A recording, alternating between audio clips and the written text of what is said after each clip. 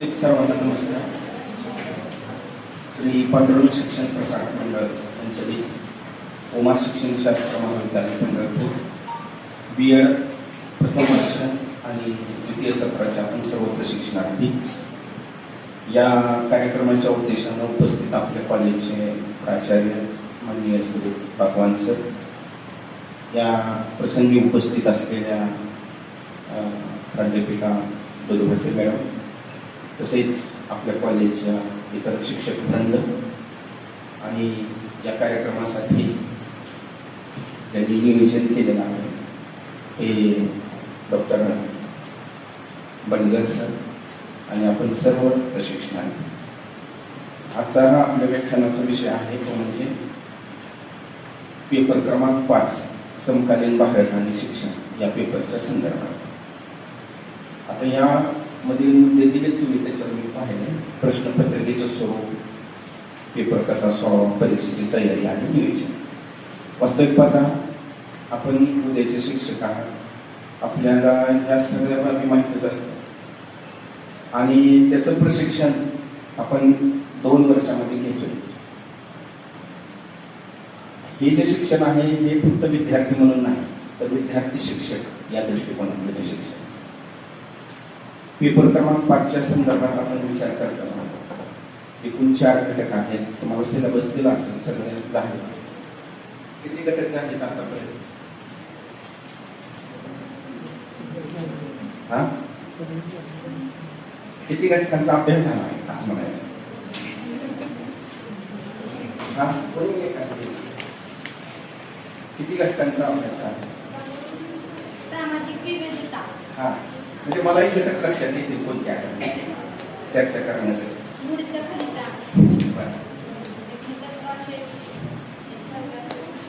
हा जो पेपर आहे तो एकूण किती गुणांसाठी आहे?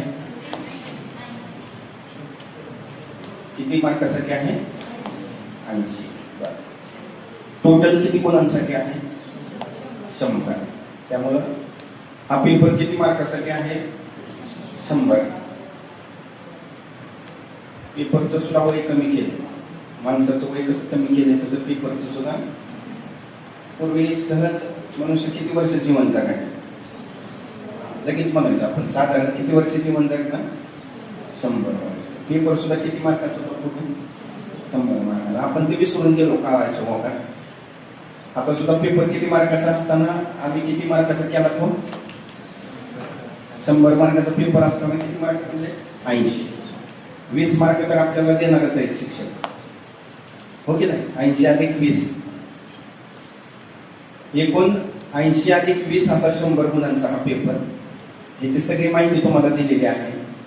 प्रश्नपत्रिकेचा सराव किंवा पहिल्या सेमिस्टरमध्ये जो पेपर होता पहिला तो 80 गुणांचाच होता. आणि त्यामुळे प्रश्न किती मार्काचा आहे? प्रश्न पहिला किती मार्काचा आहे? 80 मध्ये योग्य पर्याय निवडा. बहुपर्याय किती मार्काचा होता? 10 मार्काचा होता. प्रश्न दुसरा आणि तिसरा 10 मार्काचे, पण त्यात किती कंपल्सरी? 5 मार्काचे. बरोबर आहे? आठवतं की काही त्या दृष्टिकोनातून? प्रश्न पहिला 10 मार्काचा, प्रश्न दुसरा अ ब 5 मार्काचे आणि प्रश्न तिसरा अ ब 5 मार्काचे. बरोबर आहे? कंपल्सरी होती. इथं वाढ होतं का काही? नाही. प्रश्न पहिला, दुसरा, तिसरा ऑप्शनला काही संधी आहे का? नाही, काही ऑप्शनला संधी. त्यानंतर प्रश्न चौथा कोणताही एक किती मार्कासाठी? 15 मार्कासाठी. आणि त्यामध्ये किती प्रश्न दिलेले होते? 2 प्रश्न. 2 पैकी कोणताही एक सोडवायचा. त्यानंतर प्रश्न 5वा तसेच प्रकारचा. खालील प्रश्नांची उत्तरे द्या. कोणताही एक किती मार्कासाठी? 15 मार्कासाठी. म्हणजे प्रश्न पहिला कंपल्सरी, प्रश्न दुसरा तिसरा कंपल्सरी, तिसऱ्यामध्ये कोणताही एक, चौथ्यामध्येही कोणताही, आणि चौथा 5. आणि शेवटचा प्रश्न किती मार्काचा? 20 मार्काचा. किती टिपा द्यायच्या होत्या आपल्याला? 4. म्हणजे या पेपरमध्ये एकूण किती टिपांचा समावेश आहे? किती? 6 प्रश्न. 6 प्रश्नामध्ये 80 मार्काचं गुणधर्म दिलेला आहे. म्हणजे ही पुन्हा एकदा फ्लॅशबॅक आहे. या सगळ्या बाबी तुम्हाला माहिती आहे. माझं काम फक्त काय आहे की तुम्हाला ते माहीत आहेच, फक्त जाणीव करून द्यायची की हे असं असं आहे, की जे तुमच्याकडूनच माहिती काढून घ्यायची. जास्त काही एक्स्ट्रा किंवा काहीतरी वेगळं सांगण्यासाठी आपण इथे एकत्र आलेलो नाही. आपला मेन मुख्य घटक कोणता आहे की पेपर क्रमांक 5च्या संदर्भात आपली परीक्षेची तयारी व्हावी, आपल्या विषयाची तयारी कितपत झालेली आहे, किंबहुना या विषयामध्ये कोणकोणत्या घटक आणि उपघटकांचा समावेश आहे. तर ह्या सगळ्या बाबीची माहिती आपल्याला थोडक्यात इथं अभ्यासायची. आता पहिलं तर त्यातलं झालेलं आहे किती मार्कासाठीचा पेपर आहे आणि किती प्रश्न पत्रिका किंवा त्याचं स्वरूप, किती प्रश्न आहे याचा. आता एकूण या पेपरमध्ये 4 घटक आहेत. जे घटक आहेत ते 4 घटक. त्यातला पहिला जो घटक आहे त्या घटकाचं नाव आहे सामाजिक विविधता आणि त्याला अनुसरून शिक्षण आहे. पहिल्या घटकाचं नाव आहे सामाजिक विविधता. यामध्ये एकूण 4 उपघटक आहेत. प्रत्येक जर घटक पाहिला तर प्रत्येक घटक हा 4 उपघटकावर आधारित आहे. त्यातला आता पहिला घटक आपल्याला थोडक्यात त्याची रिव्हिजन किंवा त्या संदर्भात काय आहे ही 4ही घटकाची माहिती घेऊया आणि मग पुन्हा सरांनी सांगितल्याप्रमाणे किंवा मॅडमनी सांगितलं की वायवाचं पडेल काय, अशा 3 बाबीवर आपण फोकस करणार आहोत. त्यातला पहिला झाला प्रश्नपत्रिका किंवा किती मार्काच्या संदर्भात. आता दुसरा कोर मार्क आहे तो आहे 4 घटक. त्या 4 घटकामध्ये प्रत्येकाला 4 उपघटक आहेत. असे एकूण 16 उपघटकाची थोडक्यात माहिती घेणार आहोत. म्हणजे इतकं आपल्याला 16 काम झालं तरच मला जाऊ देणार आहे, नाहीतर म्हणते तुम्हाला आणलं होतं कशासाठी 8 काम करायचं का 16 काम, किती 16 म्हणजे किती होते बरोबर 100% काम करण्याची जबाबदारी आहे. 4ही घटकामध्ये उपघटक किती येते पण 16 घटक आहेत. त्या 16 घटकांविषयीची थोडक्यात माहिती विचारात घ्यायची. त्यामुळे पहिला घटक आहे सामाजिक विविधता. मुख्य घटकाचं नाव आहे, सिलेबस तुमच्या प्रत्येकाच्या वहीत आहे, त्याची ओळख आहे. तर पहिला उपघटक आहे सामाजिक विविधतेची संकल्पना किंवा अर्थ आणि सामाजिक विविधतेचे स्तर किंवा पातळ्या झालेला आहे. सामाजिक विविधता कशाला म्हणतो आपण किंवा त्या संदर्भातल्या संकल्पना काय आहे. समाज, आपला समाज हा विविधांगी आहे. समाजामध्ये एक वाक्यता नाही. या वर्गात जरी पाहिलं तरी आपण विविध स्वरूपाचं चित्र पाहिलं नाही. मग आपला भारतीय समाज तर हा पूर्ण वैविध्यपूर्ण आहे आणि या वैविध्यपूर्ण समाजातली रचना आपल्याला या घटकातून लक्षात जाणवतो. सामाजिक विविधता याचा अर्थ आहे समाजात असलेली विविधता. सामाजिक ज्या वातावरणात आम्ही जीवन जगतो, जे करतो, त्या सामाजिक जीवनात वातावरणात जी विविधता आहे ती विविधता आम्हाला लक्षात आली पाहिजे.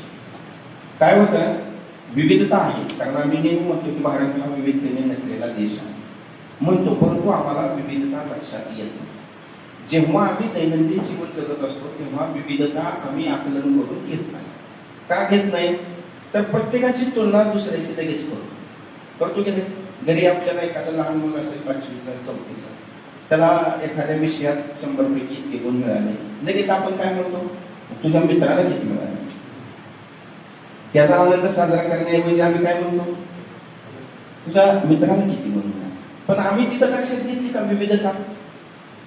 म्हणून सामाजिक विविधतेचे जे स्तर किंवा पातळी आहेत त्यातली पहिलीच स्तर दिलाय बघा व्यक्तिगत. ते पुढे अभ्यासायचं आपल्या त्यातला. तर त्याच्या अगोदर सामाजिक विविधता ही जर संकल्पना आपण लक्षात घेतली तर आपल्याला त्याच्या पातळ्या लक्षात येतील किंवा त्याचे स्तर लक्षात येतील. काय सामाजिक विविधता, ही समाजात असलेली विविधता जाणून घेणं लक्षात येईल. आता आमचा समाज कोणता आहे, शिक्षक म्हटल्यानंतर आमचा समाज कुठला आहे तर शाळा.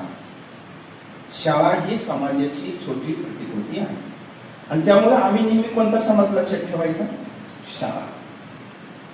बाकीचा हा इतर तर भौतिक समाज तर आहेच, परंतु एक शिक्षक म्हणून मी कोणता समाज लक्षात घेतला पाहिजे, शाळा हा समाज. आणि त्या शाळेमध्ये किंवा त्या वर्गामध्ये वेगवेगळ्या प्रकारची विविधता पाहायला मिळते. आता तुम्ही जेव्हा एकत्र आलात तेव्हा कोण शहरातला आहे, कोण बाहेरचा आहे, कोण ग्रामीण भागातलं, कोण शहरी भागातलं आहे, कोणाच्या आईवडील नोकरी आहे, कोणाच्या आईवडील शेती करतात, कोणाला हा रंग आवडतो, कोणाला तो कलर आवडतो. प्रत्येकाची वैविधता आहे. आमचं काम काय की सामाजिक विविधतेचा अर्थ, याचा अर्थ समाजात असलेली विविधता लक्षात घेणे आणि त्यानुसार आमचं वर्तन ठेवणे. आता सामाजिक विविधतेचे स्तर दिले त्यात. कोणते स्तर दिले तर पहिला आहे व्यक्तिगत स्तर. कोणताही व्यक्ती सारखा नाही. प्रत्येक व्यक्ती हा कसा आहे, युनिक आहे. तुमच्यासारखं तुम्ही सांगा. ही व्यक्तिगत भिन्नता किंवा विविधता आम्हाला लक्षात घेतली पाहिजे. वर्गातला विद्यार्थी सुद्धा हा तसा आहे. त्याचे जे काही स्ट्रॉंग पॉईंट असतील, त्याचे जे काही वीक पॉईंट असतील ते त्याचे आहेत स्वतःचे. हे जाणून घेणं गरजेचं आहे. प्रत्येक व्यक्ती हा भिन्न आहे, ही व्यक्तिगत भिन्नता जाणून घेणं. दुसरा आहे जातीय विविधता. समाजामध्ये अनेक प्रकारच्या जाती आहेत. आपण हे पाहतो वेगवेगळ्या जातींनी, वेगवेगळ्या जमातींनी हा समुदाय आपला बनलेला आहे आणि त्यामुळं ह्या वेगवेगळ्या जातीची सुद्धा विविधता आम्ही जाणून घेतली पाहिजे. जातीय विविधता, प्रादेशिक विविधता म्हणजे वेगवेगळ्या प्रदेशानुसारची. तिसरी जी विविधता आहे ती प्रादेशिक विविधता. आपल्या महाराष्ट्राचा विचार केला तर वेगवेगळे प्रदेश पडतात. कोणते प्रदेशाचे भाग आहेत? प्रादेशिक भिन्नता आहे. विदर्भ आहे, कोकण आहे, मराठवाडा आहे, पश्चिम महाराष्ट्र आहे. त्याची काय विविधता पाहायला मिळते? काही एकच पाहायला मिळते. सगळं प्रत्येक भागातली बोलण्याची पद्धत असते, भाषेची पद्धत असते, आहाराची पद्धत असते, सांस्कृतिक उत्सव, सण, प्रथा, परंपरा, मूल्य, ह्या सगळ्या बाबीत आम्हाला काय मिळते? भिन्नता पाहिजे. ही भिन्नता कोणती झाली? प्रादेशिक भिन्नता. धार्मिक भिन्नता आहे, तो एक स्तर आहे सिलेबसमध्ये. धार्मिक भिन्नता याचा अर्थ वेगवेगळ्या प्रकारचे धर्म. आता आपला धर्म, भारत देश तर हा निधर्मी आहे. कोणताही धर्म श्रेष्ठ किंवा कनिष्ठ नाही. सर्व धर्माचे लोक हे आपल्या देशात एकत्र राहतात आणि त्यामुळे ती धार्मिक विविधताही आपण लक्षात घेतली पाहिजे. पुढची विविधता आहे जमाती. जसं जातीय विविधता आहे तशी जमातीची विविधता आहे. वेगवेगळ्या प्रकारच्या जमाती आहेत. आदिवासी जमाती, गोंड जमाती, भिल्ल जमाती. तर याही जमातीमध्ये विविधता पाहायला मिळते. त्यांचे दैनंदिन जीवन वैविध्यपूर्ण पाहायला मिळते. त्यांची संस्कृती, मूल्ये, प्रथा, परंपरा सगळ्या वैविध्य. तर हा घटक क्रमांक 1 माझा पहिला मुद्दा होता, सामाजिक विविधता, संकल्पना आणि सामाजिक विविधतेचे विविध स्तर. एवढ्या एका 40 ते 50 मिनिटामध्ये सगळ्या घटकाचं कोणते मुद्दे आणि त्याच्यावर काय द्यायचं. आता त्यातलं बाकी घेणं हे तुम्हाला काही सांगण्याची गरज नाही. मुद्दा असला की आपण काय करतो, त्याचं विवेचन चांगल्या पद्धतीने. पण हा जो पहिला उपघटक होता याचा की सामाजिक विविधतेची संकल्पना आणि सामाजिक विविधतेचे विविध स्तर किंवा पातळ्या स्पष्ट करा. असं किती मार्काला प्रश्न येणार आपल्याला? 15 मार्काचा. तर त्याचं उत्तर त्या 5 विविधता द्यायच्या. कोणत्या 5 विविधता झाल्या? कोणसाठी? कोणाची? हे काय माझ्यासाठी नाही. परीक्षेची तयारी कोणाची? तुमची तयारी. मला काय पेपर द्यायचा? पेपर कोणाला द्यायचा आहे? हा, त्यामुळे सांगा बरं कोणत्या विविधतेच्या पातळ्या पाहिजे आपण? सांगा, एखादी सांगा. आपल्याला काय? व्यक्तिगत विविधता, प्रादेशिक, परत सांस्कृतिक, जातीय आणि जमाती विविधता आणि धार्मिक धार्मिक भाषा. छान. बस म्हणजे सामाजिक विविधतेचा अर्थ आणि सामाजिक विविधतेच्या विविध पातळ्या. किती मार्कासाठी प्रश्न येणार आहे आपल्याला? 15 मार्कासाठी. 15 मार्क. मोठा प्रश्न किती मार्क आहे? 15. तर त्यासाठी या पद्धतीनं उत्तर आपण देणं गरजेचं आहे. आता दुसरा घेतला जो मुद्दा आहे तो आहे सामाजिक विविधतेला अनुसरून काय करायचं आपल्याला? मुलांचं शिक्षण कसं द्यायचं. आता ही विविधता लक्षात आली, हे स्तर लक्षात आले. आता आमचं काम काय आहे की या विविधतेला अनुसरून वर्गातील मुलांना शिक्षण द्यायचं. आता वर्गात लक्षात आले आमच्या की आम्हाला मगाच म्हटलंय मी की आपला समाज कोणता आहे? शाळा. शाळेतला वर्ग. आणि ह्या वर्गात किंवा ह्या शाळेत विविधता पाहायला मिळते. ह्या विविधतेला अनुसरून आता आम्हाला काय करावं लागेल? शिक्षण द्यावं. म्हणून ब मुद्दा काय? घटक क्रमांक 1 मधला सामाजिक विविधतेला अनुसरून मुलांचे शिक्षण असा मुद्दा आहे. बघा तुमच्याकडे सिलेबस असेल वहीमध्ये तर तो मुद्दा लक्षात घ्या. सामाजिक विविधतेला अनुसरून मुलांचं शिक्षण. आता सामाजिक विविधता लक्षात आली आमच्या. सामाजिक विविधता याचा अर्थ काय? भिन्नता, विविध प्रकारचा जनसमुदाय, व्यक्तिगत भिन्नता, धार्मिक भिन्नता, सामाजिक, आर्थिक, सांस्कृतिक, सगळ्या भाषिक, प्रादेशिक. आता हे सगळं असताना वर्गात गेल्यानंतर आम्ही काय करतो? अध्यापन कसं करतो? वर्गात अध्यापनाची पद्धत काय असते आमची? आता आम्ही मेथड्स पाहिले आपापल्या मेथडच्या विषयानुसार. समजा मराठीचा तास घ्यायचा, मराठीची मेथड वापरते आपण. इंग्रजीचा तास घ्यायचा, इंग्रजीची मेथड कोणती आहे त्या मेथड वापरते. पण त्यावेळेस आम्ही हा विचार केला पाहिजे की सब कोणी 12% असा विचार करतो आम्ही. वर्गात कोणत्याही प्रकारचा विद्यार्थी असू द्या, मी ह्या पद्धतीनं शिकवणार आहे असं आम्ही ठरवलेलं असतं. लेसन नोट काढलेली असते, सही घेतलेली असते. लेसन नोट काढतानाची परिस्थिती आणि वर्गात गेल्यानंतरची परिस्थिती. लेसन नोट आम्ही काढली, आम्हाला कुठला वर्ग आहे तो काहीच माहित नाही, फक्त इयत्ता 5वीचा वर्ग आहे, 8वीचा वर्ग आहे, मराठी विषयाचा तास आहे आणि हा घटक शिकवायचा. परंतु वर्गातली भिन्नता आम्हाला माहिती नाही. आता वर्गात 3 प्रकारचे विद्यार्थी असतात: कुशाग्र बुद्धिमत्तेचे, मध्यम बुद्धिमत्तेचे आणि मंद बुद्धिमत्तेचे. 3 प्रकारचे विद्यार्थी पाहिजे. आम्ही मात्र लेसन नोट कशी काढलेली असते? 3 काढलेले असतात का लेसन नोट? किती काढलेले असतात? एकच. तुम्ही सांगा 3 प्रकारचे विद्यार्थी. काय लेसन नोट काय? किती प्रकारची? केला का नाही?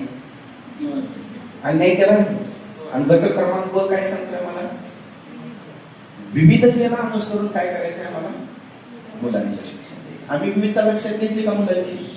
नाही. वर्गात लक्षात घेत नाही. वर्गात कोणतं हुशार आहे, कोणत्या ग्रामीण भागात नाही, कोणाच्या कन्सेप्ट क्लिअर आहे, कोणी इंग्रजी माध्यमातून आलंय. आता तिथून पुढचे विद्यार्थी कसे येणार आहेत आपल्याला? सगळे केम्ब्रिज इंटरनॅशनल स्कूल मध्ये येणार आहे. शाळेचे नाव कसलीच सगळे केम्ब्रिज स्कूल. आपण शिकवणार मराठी जिल्हा परिषद मधून आले आणि आपल्याला येणारा विद्यार्थी कुठून येणार आहे? वेगवेगळ्या शाळा इंटरनॅशनल स्कूल्स आहे. मग त्याचं बॅकग्राऊंड आपण लक्षात घेतलं पाहिजे. आणि त्याच वर्गात कुठला असणारा विद्यार्थी त्याचं काही सेमी इंग्लिश नव्हतं किंवा मराठी मीडियम मधून आलेलं. मग त्यावेळेस आम्ही काय करणार? एक तर मराठीतून आमचं लेसन कोणत्या प्रकारचे काढले? एकाच प्रकारचे. 3 प्रकारचे काढले नाही वर्गात. आता आम्ही पुढे अशी लेसन करायला लागेल: इंग्लिश मीडियम, सेमी इंग्लिश आणि मराठी मीडियम. तर कसले विद्यार्थी येणार आहेत वर्गात? आपले 3 प्रकारचे येणार. आपण हे आता आहेत का नाही ह्याची चाचपणी करण्यात 30 मिनिटं जायची आपली. तू कुठल्या शाळेतून आला, तू कुठल्या शाळेतून आला असं करण्यात मग आपली शाळा होती किंवा मग त्याने सरांनी चांगली शाळा केली आज होईल का नाही? तसं त्याच्यासाठी आम्ही तयारी सामाजिक विविधतेला अनुसरून आम्ही शिक्षण दिलं पाहिजे. आमचा वर्गात जातानाचा विचार तसा पाहिजे की मी काही वेळेस इंग्लिश टर्मिनॉलॉजी वापरली पाहिजे, त्यावेळेस इंग्लिश एखादी व्याख्या दिली पाहिजे. तू कोणासाठी येणार? जे कुशाग्र बुद्धिमत्तेचे मराठी व्याख्या कोणाला देणार? कोणाचे विचार विद्यार्थी दोघांनाही मिळालं पाहिजे. आम्ही वर्गात गेल्यानंतर काय करतो? फक्त मराठी व्याख्या घेऊन जाणार. आता इंग्रजी लोकांनी काय करायचं? ज्याला इंग्लिश मीडियम आहे किंवा जो सेमी इंग्लिश मधून आलाय, ज्याची बुक भरपूर आहे, पण ते आम्हाला समजली नाही. आम्ही आपलं वाढायचं तेवढंच वाढलं, सगळ्याला अर्धी चपाती. कोणाला हे काय भरपूर जेवणाचा कार्यक्रम नाही म्हणणार, देवाचा प्रसाद आहे म्हणून. तसं आम्हाला विद्यार्थी पुढचं लक्षात. मग त्याच्यासाठी सब कोणी 12% ही पण वापरायचं. वर्गात वेगवेगळ्या प्रकारचे विद्यार्थी आहेत, तर वेगवेगळ्या प्रकारच्या अध्यापन पद्धती, क्लुप्त्या, तंत्रे, कौशल्य वापरून आम्ही काय करायचंय? त्यांना शिक्षण द्यायचं. ही संकल्पना लक्षात आली. क मुद्दा आहे आता. या पहिल्या घटकाचा 2 मुद्दे झाले: सामाजिक विविधता, त्याचे स्तर आणि सामाजिक विविधतेला अनुसरून मुलांचं शिक्षण. येते का लक्षात? काय किंवा तुमच्याकडे काय उदाहरण असले तरी सांगत जाऊ. तुमचं अभ्यास झाला आता परीक्षा जवळ आहे. तिसरा जो घटक आहे आपला तो आहे समाजीकरण. क मुद्दा आहे पहिल्या घटकाचा समाजीकरण, त्याचा अर्थ. आणि समाजीकरणामध्ये शाळा किंवा कुटुंब, शाळा आणि समाजाची भूमिका असे 3 घटक. हा सुद्धा प्रश्न आताचा जो मुद्दा होता तो तुम्हाला टिपाद्यासाठी किंवा 5 मार्काच्या परीक्षेसाठी त्या प्रश्नासाठी येऊ शकतो की सामाजिक विविधतेला अनुसरून मुलांना शिक्षण कसं द्या. तर आपण काय करायचं? तिथला विद्यार्थी जाणून त्याला वेगवेगळ्या प्रकारचे साधनं, अध्यापन पद्धती, अध्ययन अनुभव, मूल्यमापन वेगवेगळ्या प्रकारचे. काही त्यावेळेस आपण काय करतो? एखाद्या विद्यार्थ्याला ऍडजस्ट करत असतो. म्हणजे तिथं मूल्यमापन सुद्धा कसं केलं? त्याचं फ्लेक्झिबल मोडमध्ये केलं ना. म्हणजे सगळं अगदी आपण जे त्याचे उद्दिष्ट ठरवले ते मूल्यमापन प्रक्रियेपर्यंत सगळं त्यांना काय करायचं? त्या विविधतेला अनुसरून जाणं. दोन्ही विद्यार्थ्यांना आपण एकसारखा न्याय देत नसतो. काही वेळेस काय करत असतो? एखाद्याला ठीक आहे म्हणत असतो, एखाद्याला तपासतो. दोघ जण गेले टिटोळे किंवा काही वही तपासायला, तर टीचर काय करतील आपले काही तपासले दुसऱ्याला, बरं ठीक आहे एखाद्या विद्यार्थी म्हणतो सर जर कामामुळे एक प्रश्न लिहायचा आहे काय राहिला चलाच लिहून आण, तोपर्यंत लिहून असं नाही काय होईल. शिक्षक काय करतात त्याची विविधता सांग, ही काहीतरी अडचण आहे पार्श्वभूमी सांग आणि एकदम विचारसरणी म्हणजे तो. आता क मुद्दा आहे आपला सामाजिकरणाचा अर्थ आणि विद्यार्थ्याच्या सामाजिकरणात कुटुंब, शाळा आणि समाजाची भूमिका याविषयी. आता पहिला जो घटक आहे तो सामाजिकरण. सामाजिकरण याचा अर्थ समाजाला ओळखणं, समाजाची ओळख होणं. आमची कोणाची ओळख झाली पाहिजे? समाजाची ओळख झाली. बालक जेव्हा स्वतंत्रपणे जन्म घेतो तेव्हा त्याची कोणाची ओळख नसते. सुरुवातीला त्याची ओळख कुठं होती? कुटुंबात होती आणि मग शाळेत होते आणि मग समाजात होते. ही सामाजिकरणाची प्रक्रिया काय आहे? तर समाजाचा एक सभासद होणं. तो अजून सभासद झालेला नसतो, मेंबर झालेला नसतो. समाजीकरण होणे म्हणजे काय? समाजाचा मेंबर होणे. आता आपण वेगवेगळ्या संघटनेचे मेंबर असतो, कोण मंडळाचा मेंबर असतो, कोण त्याचा मेंबर असतो, कोण याचा असतो. मग ते मेंबरचा काय याचा अर्थ काय? तो तिथे काय झाला? त्या मंडळाच्या संदर्भातलं त्याचं तो एकरूप झाला. त्याला त्या मंडळाची कार्यप्रणाली माहिती, मंडळाची तत्व माहिती, मंडळाची मूल्य माहिती, मंडळाची वर्तन माहिती, या मंडळात कसं वर्तन केलं पाहिजे, नाहीतर म्हणजे आमच्या मंडळाचं नाव बदलून होतं. म्हणजे त्या समाजीकरण करतो याचा अर्थ काय? समाजाची एक प्रक्रिया आहे, त्या बालकाच्या विकासाची एक प्रक्रिया आहे की त्यामध्ये समाजाचे वर्तन, समाजाचे मूल्य, समाजाचे नियम, समाजाचे आचार, समाजाचे विचार यानुसार वर्तन झालं पाहिजे. आणि ज्या समाजात राहतो, आता आमचा समाज कोणता आहे? शिक्षक. आमचा कोणता समाज असणार? शिक्षक. आमचं समाजीकरण झालं पाहिजे. आम्ही फक्त शाळेत असताना शिक्षक असं असणार आहे का? नाही. बाहेर गेलो तरी आमची ओळख काय असणार आहे? शिक्षक. आणि त्यामुळे मग आमचं वर्तन, आमची मूल्ये, आमचे आचार, आमचे विचार, बोलणं सुद्धा आमचं कसं पाहिजे? तर शिक्षक या समाजाशी. मग तसं समाजीकरण झालं पाहिजे, त्या समाजाची ओळख झाली पाहिजे, त्याला समाजीकरण असं म्हणायचं. आणि यामध्ये 3 घटकाची भूमिका आहे. पहिलं आहे कुटुंब. पहिली तर जडणघडण कोण करतं? आपली कुटुंब करतं. कुटुंबातून आपली जडणघडण होते. कुटुंब हेच आपली पहिली शाळा आहे असं म्हटलं जातं. कुटुंबातच आपल्यावर संस्कार होतात, पण तेवढा वेळ नाही जितका शाळेत वेळ आहे तितका आज कुटुंबाला नाही. आज प्रत्येक जण धावपळीत आहे. किती वेळ कुटुंबात असतो? जरी इथून गेला तरी कुटुंबात असतो का? नाही. आपला वेळ मोजायचा आहे कुटुंबासाठीचा किती. प्रत्येकाने आपलं आपलं स्वयंमूल्यमापन करायचं, कामाच्या किंवा आपल्या जबाबदारीच्या किंवा आपल्या नियम अनेक कार्यपद्धतीच्या ह्याच्यानुसार आम्ही कुटुंबात केलं. मग कुटुंबातच वेळ देत नसेल तर त्या पालकाचं, त्या विद्यार्थ्याचं समाजीकरण होणार. आज शाळेत जरी तुम्हाला एखाद्या विद्यार्थ्याला, आजचे तुम्ही नागरिक आहात, आजचे जरी विद्यार्थी असले तर उद्याचे मला तुम्ही भविष्यातले पालक आहात. आणि त्याच्यामुळं त्या विद्यार्थ्याचं समाजीकरण होण्यासाठी कुटुंब हा महत्वाचा घटक आहे. दुसरा आहे शाळा. शाळेमध्ये सुद्धा शाळेचे नियम, शाळेचे वेळापत्रक सगळ्या पाहिजे, त्यानुसार आपलं वर्तन करणं गरजेचं असतं. त्याला समाज. आता इथं आलात तुम्ही, इथं तुमचं समाजीकरण मुलानुसार झालं पाहिजे, इथल्या नियमानुसार, इथल्या तत्वानुसार, इथल्या मूल्यानुसार, इथल्या नियमाशी, तत्वाशी, मूल्याशी, शिक्षकाशी ओळख करून घ्यायची, जुळवून घ्यायचं. त्याला काय म्हणायचं? समाजीकरण. आणि जर इथं ऍडजस्ट नाही झाला तर आमचं समाजीकरण इथं झालं नाही. काय काय विद्यार्थ्याचं होत असतं सेकंड इयर पर्यंत, मग संख्या कमी येते का? त्याचा ओळख होत नाही, इथल्या शिक्षकाशी होत नाही, इथल्या नियमाशी ओळख होत नाही, इथल्या तत्वाशी ओळख होत नाही, आणि मग ते ड्रॉप होतं.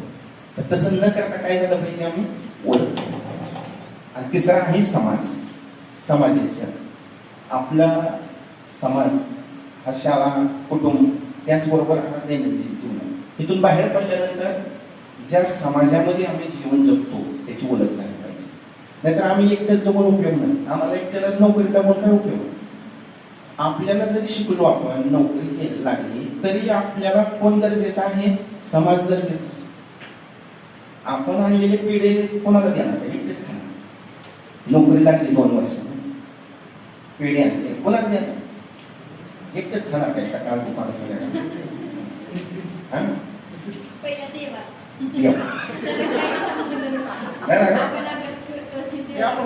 नुसार कोणाला द्यायचा? काही लोक म्हणतात पहिले आपल्याला.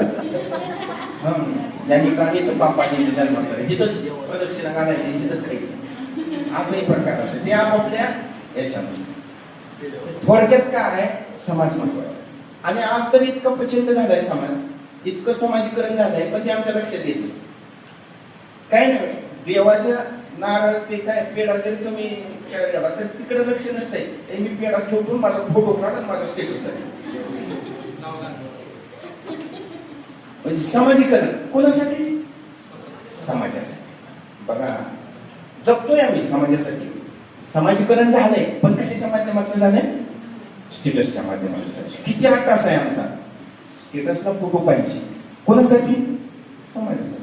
आणि काही लोक असतात ठेवायचं नाही, काय करायचं लोक, याचा अर्थ समाजाशी बोलत नाही, ना दुसऱ्याचा पाहायचा नाही आणि ना आपला ठेवायचा नाही. ह्याला समाजीकरण म्हणायचं का? याला समाजीकरण म्हणायचं. आपलाही ठेवला पाहिजे आणि दुसऱ्याचाही पाहिजे. कारण आताचा प्लॅटफॉर्म आहे, तुम्ही ह्याच्यापासून दूर जाणार नाही. एखादा म्हणलं मी कॉलेजला चालत नाही, चालतंय काही कालावधीपर्यंत होतं की सायकलवर यायचं होतं, आता काही गाडीवर आल्याशिवाय जमत नाही. मग काय बॅक टू पॅव्हिलियन जातो का आपण? तसं आजच्या काळात श्वास आहे आपला, जगण्याचा श्वास कोणता आहे? Social media. ते समाजीकरण आहे. आधुनिक काळातलं समाजीकरण ते आहे. आपण जर बघत नसेल तर याचा अर्थ आपल्याला दुसऱ्याचं पटत नाही आपल्याला. म्हणजे आम्ही समाजाशी ऍडजस्ट झालो.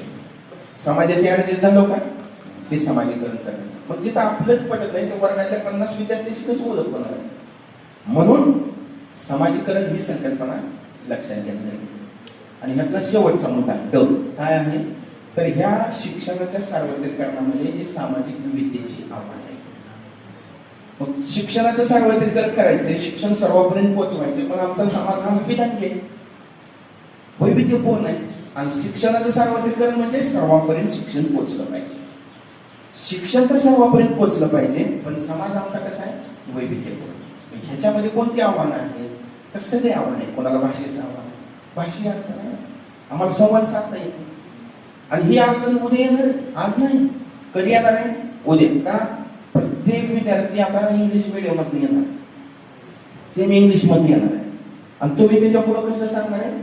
मराठी. भाषेचा प्रॉब्लेम येणार, ते सोडून जातो, नको म्हणते.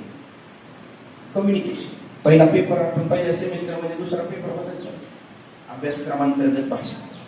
कोणताही विषय शिकायचा असेल आणि कोणताही विषय शिकवायचा असेल तर कशावर प्रभुत्व असणं गरजेचं आहे?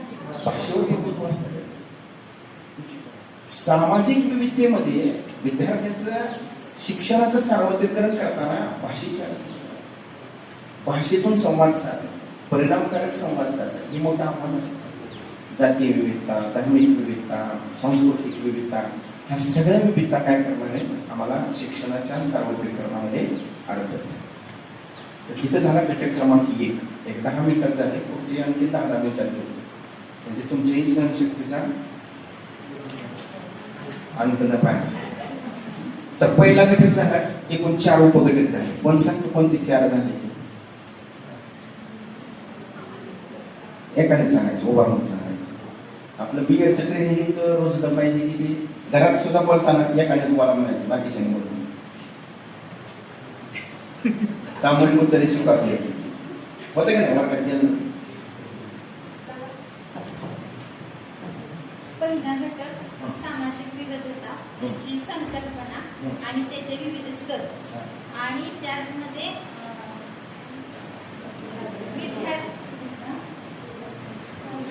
सामाजिक विविधतेला अनुसरून शिक्षण. 2 सांगितलं, 50% पार. दुसरं कोण सांग? राहिलेले 2 होते. सांगायचं, बोलायचं, त्या निमित्तानं लक्षात राहील.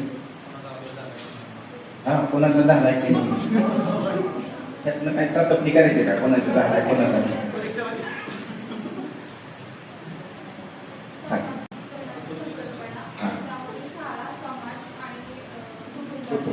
अगदी बरोबर, छान. आणि शेवटचा घटक होता आव्हान, सामाजिक विविधतेला अनुसरून शिक्षणाच्या सार्वत्रिकरणात. छान. बस आता घटक क्रमांक 2 आहे, तो म्हणजे अत्यंत महत्वाचा घटक, म्हणजे भारतीय संविधान आणि शिक्षण. यामध्ये सुद्धा एकूण 4 उपमुद्दे आहेत. त्यामधला पहिला मुद्दा आहे तो म्हणजे त्यात 3 मुद्दे. आपल्या संविधानाची उद्देशिका किंवा प्रस्तावना त्याला म्हणतो. दुसरा आहे मूलभूत हक्क आणि तिसरा आहे मूलभूत कर्तव्य. तर ह्या 3 बाबी आपल्याला विचार. आता त्यातला पहिला घटक आहे तो म्हणजे उद्देशिका. त्याला 3 नावांनी ओळखलं जातं. कोण प्रस्तावना म्हणतं, कोण उद्देशिका म्हणतं, कोण सरनामा म्हणतं. आता परीक्षेत एखाद्याने विचारलं भारतीय संविधानाचा सरनामा स्पष्ट करा.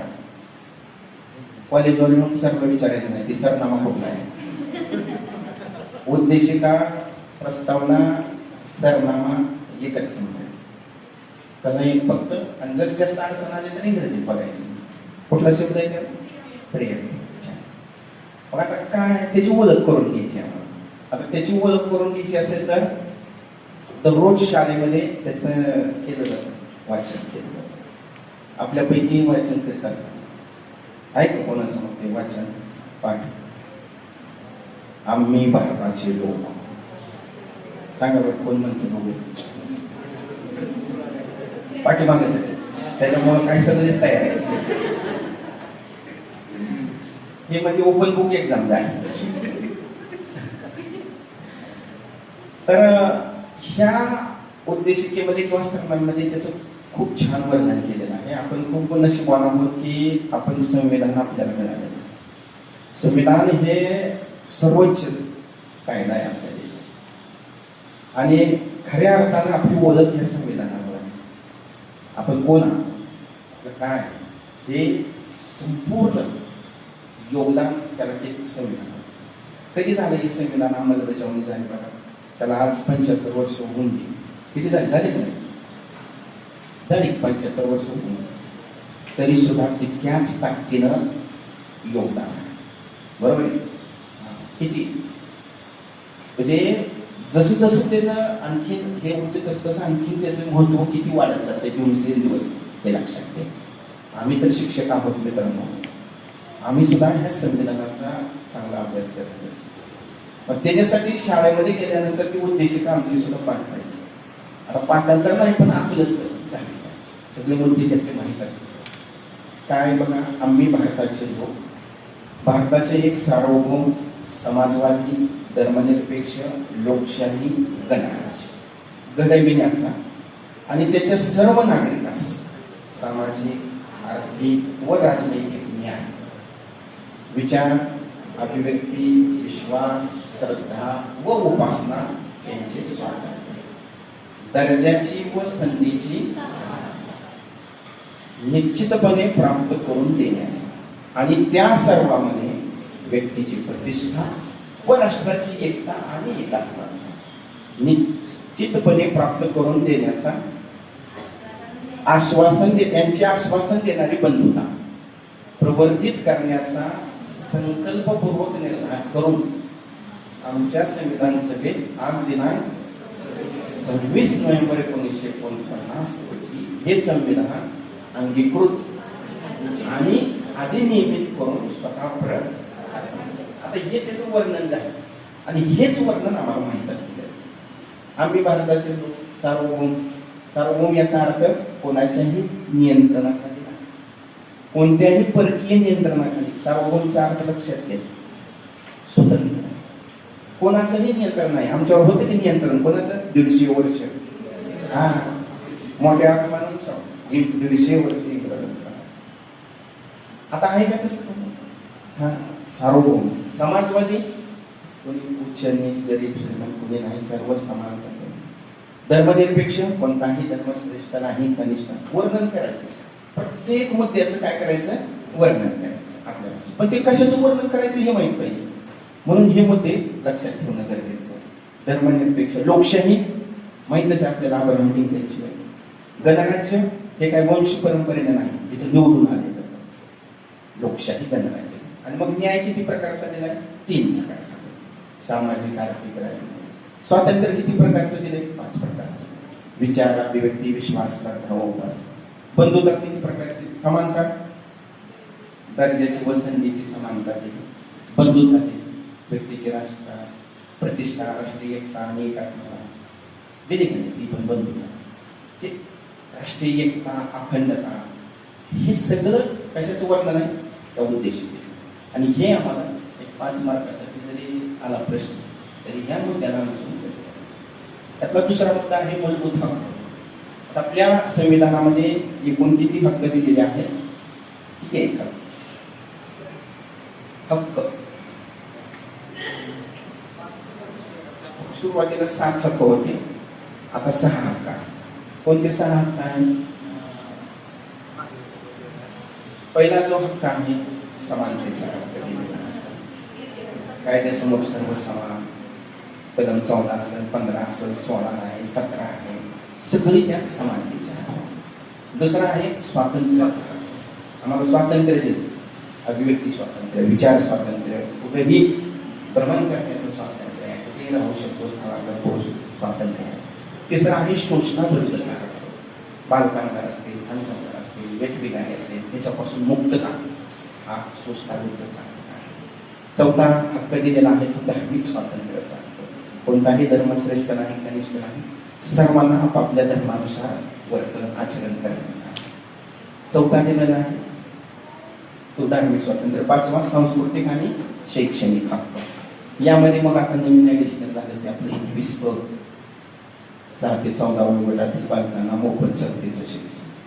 आणि शेवटचा हक्क 6वा दिलेला आहे तो म्हणजे घटनात्मक उपाययोजनेचा हक्क. जेव्हा आमच्यावर अन्याय होतो तेव्हा आम्हाला दाद मागण्याचा हक्क कुठला दिलाय? घटनात्मक उपाययोजनेचा हक्क. तर मूलभूत हक्क स्पष्ट करा असा प्रश्न परीक्षेत आला तर हे 6 हक्क आपल्याला सांगता आले पाहिजे आणि स्पष्ट करता. आणि त्यानंतर आहे मूलभूत कर्तव्य. एकूण मूलभूत कर्तव्य किती सांगितले? 11 सांगितलेले आहेत. त्यामध्ये ती प्रत्येक आपल्या पाठ्यपुस्तकामध्ये समाविष्ट आहे. कोणतंही पाठ्यपुस्तक तुम्ही बघितलं तर त्याच्यामध्ये ते लक्षात ठेवा आपल्याला. त्यामध्ये दिलेले आहे मूलभूत कर्तव्य, 11 कर्तव्य दिलेले आहेत. घटनेच्या जो 51 त्यानुसार ही सगळी मूलभूत कर्तव्य सांगितली. आज आता पहिला मुद्दा घटक क्रमांक 2. दुसरा मुद्दा आहे तो आहे राज्य धोरणाची मार्गदर्शक किंवा दिशादर्शक कर्तव्य. तर ही राज्य धोरण किंवा राज्य कसं असावं, आपलं राज्य याचा दाखला, आपलं राष्ट्र या दृष्टिकोनातून जो शब्द वापरला तर आपलं राष्ट्र हे कल्याणकारी असावं, न्यायव्यवस्था कशी असावी, इथलं पंचायत राज कसे असावं, समान संधी कशी असावी सगळ्यांना, या सर्व दृष्टिकोनातून कलम 36 ते 51 पर्यंत काय केलेलं आहे? सर्व राज्य धोरणाची दिशादर्शक तत्त्वे. आपल्याला एवढीच माहिती पाहिजे यातली किंवा कुठून कोणत्या अनुच्छेदानुसार दिलेली आहे ती मार्गदर्शक. तर कुठून दिलेली आहे? अनुच्छेद 36 पासून ते 51 पर्यंतची एकूण 16 आहे त्याची. जर काउंट केली आपण 16 आहे. आपल्याला प्रश्न किती मार्काला येतो? 15 मार्काला येतो. जर 15 मार्काला प्रश्न आला तर आमच्याकडे हे 16 मुद्दे आहेत. म्हणजे आमचे नियम विभागले पाहिजे. कुठलाही प्रश्न विचारला की त्याचे आमच्याकडे किती मुद्दे आहेत आणि आम्ही किती उत्तर दिलं पाहिजे ह्या दृष्टिकोनातून जर नियोजन केलं तर निश्चितच आपल्याला त्याचा फायदा होतो. त्यातला क मुद्दा आहे तो म्हणजे संविधानात्मक मूल्य आणि शिक्षणाची ध्येय. स्वतःच मुद्दा आहे. आता संविधानात्मक मूल्य कोणती? तर आम्ही त्या उद्देशिकेमध्ये पाहिजे. पहिलं होतं न्याय, स्वातंत्र्य, समता, बंधुता, लोकशाही, अखंडता, राष्ट्रीय एकता. ही संविधानात्मक मूल्य म्हणजे तोच भाग पुन्हा काय झालेला आहे तिथं आलेला आहे विचारायला आपल्याला की संविधानात्मक मूल्य कोणती. ज्याला उद्देशिका सरनामा प्रस्तावना लक्षात आली त्याला ही मूल्य परीक्षेमध्ये चांगल्या पद्धतीने दिली. आणि त्याच्या पुढचा मुद्दा आहे शिक्षणाची ध्येय. स्वातंत्र्य प्राप्तीनंतर अनेक आयोग झाले, अनेक धोरणं झाली. त्यांच्या प्रत्येक आयोगाने प्रत्येक धोरणाने शिक्षणाची ध्येय सांगितली. पहिला आयोग होता विद्यापीठ आयोग, दुसरा होता माध्यमिक शिक्षण आयोग, तिसरा होता कोठारी आयोग. ह्या प्रत्येक आयोगानं कोणती ध्येय सांगितली आहे आणि ती ध्येय कशी आपल्या संविधानानुसार आहेत त्याचं स्पष्टीकरण तिथे देणं गरजेचं आहे. आणि या घटकाचा शेवटचा मुद्दा आहे तो म्हणजे भारतीय संविधानातील शिक्षणाशी संबंधित काही अनुच्छेद. तर किती आहेत? तर त्याच दृष्टिकोन आपल्याला 5 मार्क किंवा 10 मार्काला 15 मार्क किंवा 5 मार्क असाच प्रश्न येणार. भारतीय संविधानातील शिक्षणाशी संबंधित अनुच्छेद काय एखादं सांगता येईल आपल्याला? 21 कोणता आहे ते? त्यामध्ये म्हणजे 6 ते 14 वर्षातील मुलांना प्राथमिक शिक्षण सक्तीचे आणि मोफत. अगदी बरोबर, छान. म्हणजे आपल्याला जसं आठवते तसं गेलं तरी चालते. तर लिहा. दुसरं काय सांगते? आता भरपूर लिहायचे आपल्याला कारण हा घटकच कशावर आहे? भारतीय संविधानातील शिक्षणाशी संबंधित अनुच्छेद. DPSP मध्ये पण आहे. हा सर, DPSP मध्ये पण आहे. डायरेक्ट टू स्टेट पॉलिसीमध्ये 46. हो 46 आहे, 45 आहे. 45 कशाच आहे? 0 ते 6 ते आहे की परत त्याच्या अगोदर 6च्या त्या बालकांचं संगोपन असतं, देखभाल असतं, ते पण शिक्षणाला संबंधित आहे. आणखी 46 आहे की कोणत्याही प्रकारचा भेदभाव न करता त्यांचं शैक्षणिक हित संबंध जोपासणं तेही गरजेचं आहे. कलम काही 29-30 आहेत बघा, अल्पसंख्याकांच्या संदर्भात त्यांना शैक्षणिक संस्था स्थापन करणं किंवा त्यांचे हक्क अबाधित राखणं. तर ह्या दृष्टिकोनातून एक 8 ते 10 आपण अनुच्छेद लिहिणं क्रमांक आहे. तर तिथं झाला घटक क्रमांक 2. घटक क्रमांक 2 काय होता? भारतीय संविधान आणि शिक्षण, ज्यामध्ये एकूण 4 उपघटक. कोणते 4 उपघटक? 2-2 सांगायचे. मग आता छान विभागणी केली होती तुमच्याच पातळीवर, एकाने 2 सांगायचे. तसं आता कोण सांग? 4. आणि मूलभूत कर्तव्य आणि दुसरा अगदी बरोबर, छान, चांगला आहे. आता दुसरा पाठ राहिलेले 2 कोणी सांगतो? म्हणजे मला हे समाधान जरा काहीतरी 10 मिनिट तसंच. हां सांग, राहिलेले 2 मुद्दे कोणते अभ्यासले? तर मला तरी मग त्याला आमचा वेळ लागला का विद्यार्थ्याचा तुमची साहित्य काही लक्षात नाही आलं तर काय म्हणते? काय सर तुम्ही आमच्या मुलांचं वेळ लागला काय सांगितलं दिसत नाही व्यवस्थित. ही माझी टेस्ट घेतली. राहिलेले 2 मुद्दे कुठले ह्या घटकात?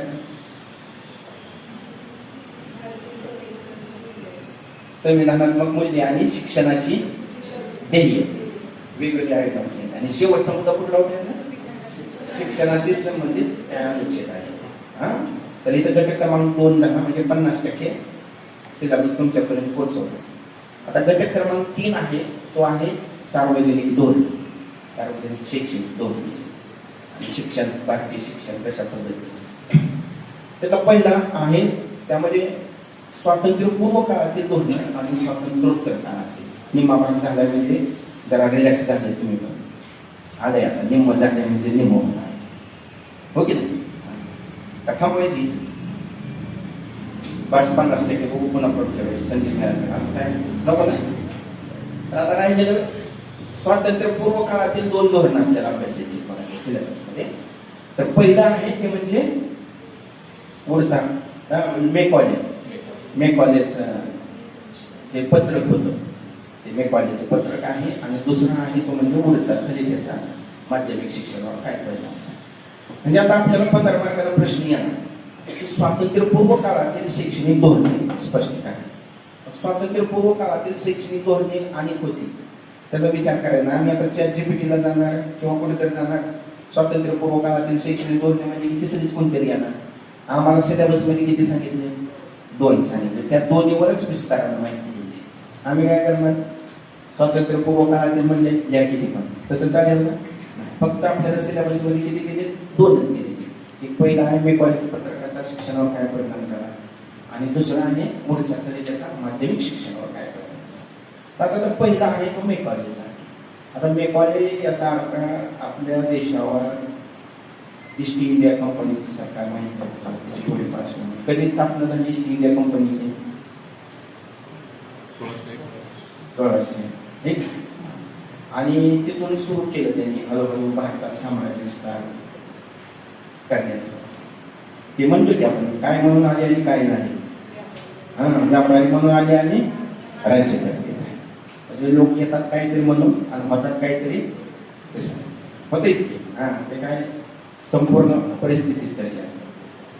आता हे 1757 एक घटना घडली. कुठली घडली? 1600ला ईस्ट इंडिया कंपनी स्थापन झाली. तिथून जरा थोडं इतकी काही गती नव्हती, पण हळूहळू साम्राज्य विस्तार. 1757 एक घटना घडली, प्लासीची लढाई, माहीत असेल. 1757 1857 काय झालं? राष्ट्रीय उठाव झाला, मोठा उठाव झाला. म्हणजे हळूहळू सत्ता कशी येऊ 1857. त्यानंतर 1947 काय झालं? आणि 2047 काय होईल सांगता येईल? मोठी वर्ष येते बरं काही सांभाळून राहायचं. 1757 काय झालं? 1857 1947 देश स्वतंत्र झाला. आता येणार कुठलं आहे? 2047 हे आपल्या केंद्राने काय केलंय, विकसित भारत राष्ट्र म्हणून ओळख केली. म्हणजे 2047 ला आम्ही कसं राष्ट्र असेल, विकसित राष्ट्र असेल, आमची ओळख विकसित राष्ट्र. आता कशी आहे ओळख आमची? आणि 2047 ला मग मोठी कोणती काय नाव होईल? दुसरं काय होणार नाही, तुम्ही घाबरून गेले, दुसरं काय होणार नाही. 2047 ला तुम्ही कुठेतरी चांगल्या शाळेत काम करत असणार आणि कोणत्या राष्ट्रात काम करत असणार? विकसित राष्ट्रात एक चांगला शिक्षक म्हणून काम करत असणार. त्याच्यासाठी दुसरं काय घडणार नाही, चांगलंच घडणार आहे. विकसित राष्ट्र म्हणून आमची ओळख. ह्या केंद्रातली मध्यंतरीची घटना आहे ती 1833-34. लॉर्ड मेकॉले कधी आला बघतात? 1834. आणि त्यावेळेस त्यानं एक पत्र सादर केलं त्यावेळेचं गव्हर्नर जनरल लॉर्ड बेंटिंक. आणि त्यांना काय सांगितलं त्याने की कंपनीनं 1 लाख रुपये खर्च करत होती त्यावेळेस. किती खर्च करत होती शिक्षणावर आपल्या देशाच्या? आता आपल्या एका विद्यार्थ्याची फी लाख रुपये होती. तो त्या काळात देशावर, संपूर्ण देशावर किती खर्च करायचा? किती उदार मायबाप सरकार होतं बघा आहे. संपूर्ण देशावर किती खर्च करायचे? आपल्याला काय त्याचं व्हॅल्यू नाही. आज आपण लाखात बोलतो लगेच, हो की ना? लगेच काय असेल तर लाखात काही किरकोळ वाटतात, पण ही रक्कम एका देशावर खर्च करत होती शिक्षणावर त्यावेळेस. आणि तो खर्च कसा करायचा याचं स्वातंत्र्य सुद्धा त्यांनाच, आपल्याला. आणि हा लॉर्ड मेकॉले हा कसा होता? इंग्रजी भाषेचा प्रचंड अभिमान, प्रचंड इंग्रजी भाषेवर प्रेम. म्हणजे इंग्रजी भाषेचा पुरस्कार केला, इंग्रजी भाषेचा प्रसार केला, देशी भाषांना नगण्य स्थान दिलं, दुय्यम स्थान दिलं. दरिद्री म्हणायचा तो, देशी भाषांना काय म्हणायचं त्याचं वाक्य? दरिद्री भाषा आहे. कशाला शिकतात? मग कुठल्या भाषा शिकल्या पाहिजे? देशी भाषा ऐवजी इंग्रजी भाषा शिकली पाहिजे. त्यामुळे इंग्रजी भाषेतलंच खरं साहित्य आहे. साहित्य हे जे आपले संस्कृत असेल, आरबी असेल, फारसी असेल, ह्या भाषेतलं साहित्य नाही म्हणणार. कुठल्या भाषेतलं साहित्य? इंग्रजी भाषा. तर त्यामुळे इंग्रजी शिक्षणावर भर दिला त्यांनी, इंग्रजी भाषेचा पुरस्कार दिला. कारण त्याचं एक महत्व की जरी भारतीय हे वर्णाने आणि रक्ताने भारतीय दिसले पाहिजे, पण विचाराने, अभिव्यक्तीने, कृतीने कसले असले पाहिजे? इंग्रजी. इतकी इंग्रजी त्याला काय केली. तर त्या मेकॉलेच्या पत्रकामध्ये त्याचा हा परिणाम झाला की सगळीकडे इंग्रजीचं महत्व. आणि म्हणून त्याने एक सिद्धांत सुद्धा मांडला. तो कसा होता सिद्धांत? झिरपण्याचा सिद्धांत, पाझर सिद्धांत. पाझर सिद्धांत की ठराविक लोकांना शिक्षण द्यायचं आणि त्यांनी पुन्हा काय करायचं? इतरांना शिक्षण द्यायचं. अशा प्रकारचे शिक्षण मेकॉलेचं पत्रकार. तर हे झालं मेकॉलेचा पत्रकाचा काय झाला परिणाम? तर इंग्रजी भाषेचा पुरस्कार, देशी भाषांना बहुस्थान. आणि वुडच्या खाली त्याचा काय परिणाम झाला? वुडनेही काय केलं? फक्त मिश्र पद्धतीला. वुडचा 1854 मध्ये कधीची घटना आहे? 1854. हे काय सांगतो वर्ष तुम्हाला? तर वस्तुनिष्ठ प्रश्नासाठी आपल्याला येऊ शकते. 1854 ला वुडचा खाली आणि त्याला माध्यमिक शिक्षणाच्या संदर्भात काय म्हणतात?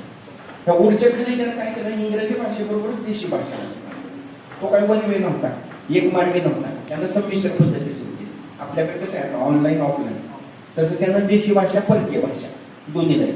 मग प्राथमिक स्तरावर देशी भाषा असावी, जरा उच्च माध्यमिक स्तरावर गेल्यावर इंग्रजी भाषा असावी. या दृष्टिकोनातून त्यानं इंग्रजी भाषा आणि देशी भाषेचा समन्वय साधण्याचा प्रयत्न केला. आणि त्यातून मग माध्यमिक स्तरावर इंग्रजी भाषेच्या शाळा सुरू झाल्या. माध्यमिक शिक्षणाचा प्रसार वाढला, माध्यमिक शिक्षकांची संख्या वाढली.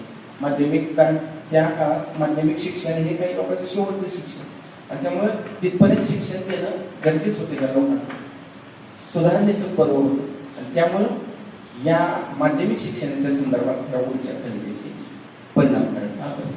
तर ह्यातला अ घटक कुठला झाला? स्वातंत्र्यपूर्व काळातील धोरण. दोनच धोरण. कोणती?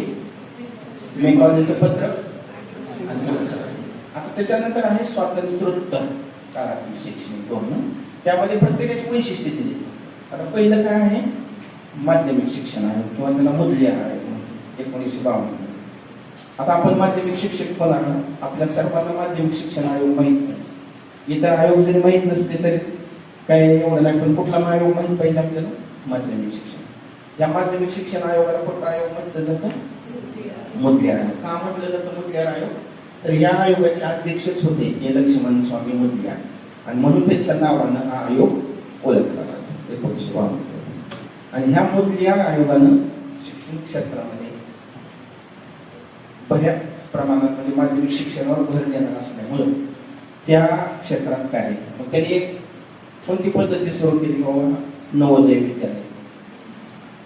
नवोदय विद्यालयाची एक सुरुवात खऱ्या अर्थानं तर ती 1986 मध्ये झाली. किंवा आणखी आपल्या शिक्षणाची पुनर्रचना, कारण ही पुनर्रचना कोणी सांगितली होती, पुढच्या खलिदेनं कोणी सांगितली होती, शाळा निरीक्षक असावे, तपासनीस असावे. मग त्याचं थोडं परिणाम इकडे विद्यापीठ आयोगात झाला, माध्यमिक शिक्षण आयोगात झाला. तिथंही अनुदानाची पद्धत सुरू झाली. तशी माध्यमिक शिक्षणात सुद्धा अनुदानाची पद्धत सुरू झाली. शिक्षक प्रशिक्षणावर भर दिला. व्यावसायिक शिक्षण असेल, महिलांचं शिक्षण असेल, मूल्य शिक्षण असेल, या सगळ्या घटकावर प्रभाव त्या माध्यमिक शिक्षणाचा होता. म्हणजे माध्यमिक शिक्षण मोदलिया आयोगानं आपल्यासमोर त्याची वैशिष्ट्ये सांगितली. दुसरा होता घेतला 1986. 1952-53 माध्यमिक शिक्षण आयोग झाला आणि त्यानंतर 1964 भारतीय शिक्षण आयोग झाला आणि 1964 नंतर लगेच 1968 पहिलं धोरण झालं. आतापर्यंत किती धोरणं झालीत आपल्या देशात? आपलं एकच धोरण आहे. कोणतं? आपलं धोरण. आता देशात कुठलं धोरण झालं? आतापर्यंत देशात 3 धोरणं झाली. त्यांचं जे धोरण आहे ते तिसरं धोरण आहे, माहीत असावं. पहिलं धोरण कधी झालं? 1968 इंदिरा गांधी. दुसरं धोरण कधी झालं? 1986 राजीव गांधी. आणि तिसरं धोरण कधी झालं? 2020 नरेंद्र मोदी. तर ह्या 3 महान व्यक्तींच्या काळामध्ये 3 धोरणं झाली. आपल्याला त्याची पार्श्वभूमी माहीत असणं गरजेचं आहे. भविष्यामध्ये आपण शिक्षक होणार आहोत, आपल्याला ह्या सर्व बाबींची पार्श्वभूमी माहीत असणं गरजेचं आहे. आणि म्हणून 1986 राष्ट्रीय शैक्षणिक धोरण हे एक मोठं क्रांतिकारी होतं. कारण या धोरणानं शिक्षणाचा आकृती बंद ठरवला. 10+2+3 अशा प्रकारचा आकृती बंद झाला. नवोदय विद्यालयाची स्थापना झाली. क्रूर मोहीम सुरू झाली. ह्या अनेक व्यावसायिक शिक्षण, पर्यावरण शिक्षण, नैतिक शिक्षण 10 गावाभूतचे घटक आहेत. ते 10 गावाभूत घटक सुद्धा 1986च्या धोरणानंच समाविष्ट झाले. मग आपल्याला परीक्षेमध्ये प्रश्न असेच येणार की 1986च्या धोरणाची वैशिष्ट्ये कोणती वैशिष्ट्य? ही वैशिष्ट्य द्यायची. 10 गावाभूत घटक असतील, नवोदय विद्यालयाची स्थापना असेल, रोगराळा मोहीम असेल, शिक्षणाचा भूतकाळ आणि भविष्यकाळ यांचा समन्वय साधावा या दृष्टिकोनातून प्रयत्न केले. राष्ट्रीय उत्पन्नाच्या 6% खर्च करावा असं सांगितलं. आज सुद्धा होत नाही. पण कधी सांगितलं? हे 1986ला सांगितले. शिक्षणावर किती खर्च करावा? 6%. अजून सुद्धा आम्ही यशस्वी झालेलो नाही. हे सगळे वैशिष्ट्य कशाचे येते? 1986. त्यातला तिसरा घटक आहे 2005चा राष्ट्रीय अभ्यासक्रम आराखडा. त्याची वैशिष्ट्य 2005 राष्ट्रीय अभ्यासक्रम आराखडा 2 प्रकारवर अभ्यासक्रम तयार केला जातो. एक राष्ट्रीय स्तरावर आणि दुसरा कोणत्या स्तरावर केला जातो? राज्य स्तरावर. राष्ट्रीय स्तरावर कोण करत असेल? राष्ट्रीय स्तरावर अभ्यासक्रम कोण, धोरण कोण निश्चित करतात? NCERT. आणि राज्य स्तरावर कोण करतात? SCERT. 1961 साली NCERTची स्थापना झाली आणि त्यांनी शैक्षणिक धोरण असतील, अभ्यासक्रम असतील, शैक्षणिक गुणवत्ता असतील, नियंत्रण असतील, या सगळ्या बाबी. आणि मग त्यातून 2005ला एक राष्ट्रीय अभ्यासक्रम आराखडा झाला. हा राष्ट्रीय अभ्यासक्रम आराखडा सुद्धा 5 मुद्द्यावर आधारित. किती मार्काला प्रश्न येतो? आपल्याला 15 मार्काला. आणि राष्ट्रीय अभ्यासक्रम आराखडा 2005 जर लक्षात ठेवायचा असेल तर फक्त 5 मुद्दे आपल्याकडे असावे असं मला वाटतं. पहिला म्हणजे त्याची पार्श्वभूमी किंवा दृष्टिकोन, की त्याचे विचारसरणी काय होते. तर त्या काळामध्ये राष्ट्रीय अभ्यासक्रम आराखड्याने त्याने विद्यार्थ्याच्या सार्वत्रिक शिक्षणाला असेल, मोफत शिक्षण असेल किंवा शिक्षणाचं सार्वत्रिकरण आहे, ह्या बाबीला अनुसरून कृतीकेंद्रीय अभ्यासक्रम या घटकाला अनुसरून हा राष्ट्रीय अभ्यासक्रम आराखडा निश्चित केला. म्हणजे एक पार्श्वभूमी केली तशी केली. दुसरा याला महत्व दिलं की अध्ययन आणि ज्ञानाला महत्व. ज्ञान हे अत्यंत महत्वाचा घटक या राष्ट्रीय अभ्यासक्रम आराखड्यामध्ये, की अध्ययन ही अखंड प्रक्रिया आहे. ज्ञान अखंड प्रक्रिया आहे. अध्ययन आणि ज्ञानाच्या जोरावर विद्यार्थ्याचा विकास करून विद्यार्थी केंद्रित प्रक्रिया राबवणे. तिसरं सांगितलं की अभ्यासक्रमाचे क्षेत्र निश्चित केले. कोणती क्षेत्र आहेत अभ्यासक्रमाची, तर विषय निश्चित केले. भाषा असेल, गणित असेल, त्याच्या जोडीला सामाजिक शास्त्र, विज्ञान, तंत्रज्ञान, मूल्य शिक्षण, पर्यावरण, शारीरिक शिक्षण. चौथा घटक होता यामध्ये शाळा आणि वर्ग वातावरण. तर शाळेतलं आणि वर्ग वातावरण आपल्याला पाहायला मिळतं. कुठल्याही शाळा वर्ग असेल, बोलत्या भिंती झाल्या, बोलती कोपरे झाले, अनेक बाबी, विद्यार्थी केंद्रित उपक्रम सुरू झाले, तर अशा प्रकारे. आणि शेवटचं त्यातलं ठेवलं की त्यांनी काहीतरी विकासात्मक उपक्रम काहीतरी ठेवले की जेणेकरून मूल्यमापन प्रक्रिया असेल, मूल्यांकन असेल. आज शाळांचं सुद्धा मूल्यांकन केलं जातं. जसं आपलं महाविद्यालयाचं केलं जातं नॅक्चरल, तसं शाळांचंही मूल्यांकन केलं जातं. त्या सगळ्या बाबी घडून आणण्यासाठी त्यांनी पद्धतशीर सुधारणा घडून आणल्या. आणि म्हणून ह्या 5 घटकावर आधारित राष्ट्रीय अभ्यासक्रम जो आराखडा होता NCF 2005, तो त्या 5 घटकावर आधारित आहे. ते 5 घटक कोणते पुन्हा एकदा सांगतो. कारण 15 मार्काला जर प्रश्न आला तर त्या 5 मुद्द्यावर आपल्याला माहिती देणं गरजेचं आहे. पहिला आहे त्याचा अप्रोच कसा होता, दृष्टिकोन कसा होता. दुसरं त्याचं अध्ययन आणि ज्ञानाच्या संदर्भात, कारण हे अध्ययनाला आणि ज्ञानाला प्रचंड महत्त्व होतं. कारण ज्ञान हे आपण संक्रमित केलं पाहिजे, निर्माण केलं पाहिजे. ज्ञान हे प्रवाही असलं पाहिजे आणि ते आपल्या अनुभवात, आपल्या दैनंदिन जीवनात आपल्याला हे आत्मसात करायचं. तिसरा होता ते अभ्यासक्रमाचे क्षेत्र. चौथा शाळा आणि वर्ग वातावरण. 5वा आहे त्याची पद्धत सुधारणा. तर अनेक सुधारणेची नवीन योजना राबवण्याचा प्रयत्न. तर हे झाले स्वातंत्र्योत्तर काळामध्ये. किती झाले? 3. पहिला कुठला होता? माध्यमिक शिक्षण आहे. दुसरा 1986 ची धोरण. आणि तिसरा 2005चा अभ्यासक्रम. आता ह्याच्यातले 2 मुद्दे राहिले या तिसऱ्या घटकात. पहिला आहे तो आता RTE, शिक्षणाचा हक्क. कधी झाला शिक्षणाचा हक्क आपल्याला? याच्यामध्ये सुद्धा 3 मुद्दे आहेत. आपल्याला 15 मार्काला प्रश्न येऊ शकतो. शिक्षणाचा हक्क, त्याची संकल्पना, गरज आणि जबाबदारी स्पष्ट करा. किती मार्कासाठी? 15 मार्कासाठी प्रश्न. प्रत्येकाचं आपल्याला उत्तर लिहिणार.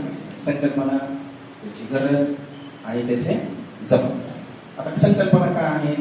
तर 1 एप्रिल 2010 पासून तिची अंमलबजावणी झाली होतो. 4 ऑगस्ट 2009 ला काय झाला? पारित झाला. आणि आपल्या महाराष्ट्रामध्ये कधी आला हे महत्त्वाचं. प्रत्येकाची तारखा वेगवेगळी. सुरुवात कधी झाली? 4 ऑगस्ट 2009. अंमलबजावणी कधी झाली? 1 एप्रिल 2010. महाराष्ट्रात कधी झाली? आपल्याला आपलं विसरून काम नाही. महाराष्ट्रात ह्या RTEची कधीपासून अंमलबजावणी सुरू झाली? आपण महाराष्ट्रात राहतो, माहीत पाहिजे आपण. 11 ऑक्टोबर 2011. कधीपासून सुरू झाली? 11 ऑक्टोबर 2000.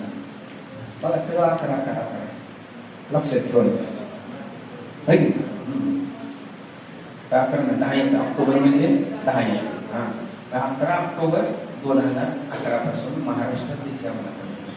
आता काय आहे आपलं शिक्षणाचा हक्क? म्हणजे सर्वांना शिक्षण, मोफत शिक्षण, सक्तीचं शिक्षण, सार्वत्रिक शिक्षण.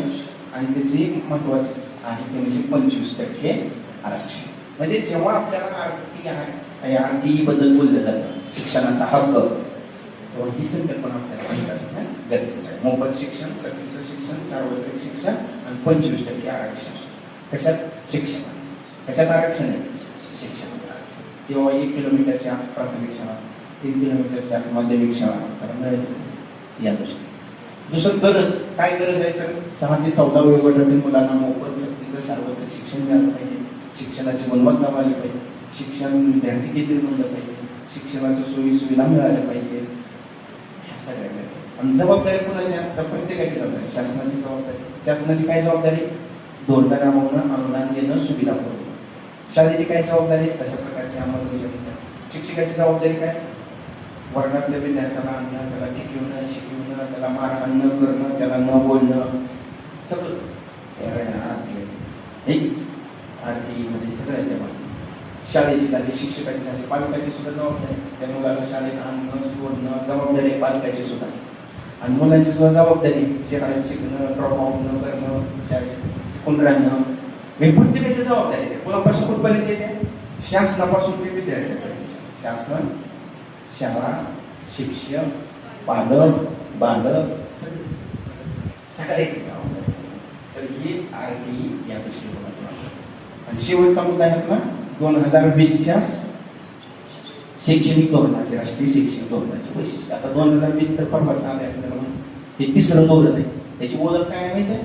हे तिसरं धोरण आहे. पहिलं धोरण कधी मग सांगितलं 68, दुसरं धोरण कधी ते 1986 आणि तिसरं धोरण कधी ते 2012. त्यामुळे क्रांतिकारी आणि 33-34 वर्षानंतर प्रचंड मोठा बदल झालेला आहे. या धोरणानंतर पुन्हा शैक्षणिक पॅटर्न बदलला. जसा 10+2+3 आतापर्यंत आपल्याकडे चालू होतं. आता त्याने काय बदललं पुन्हा 5+3+3+4.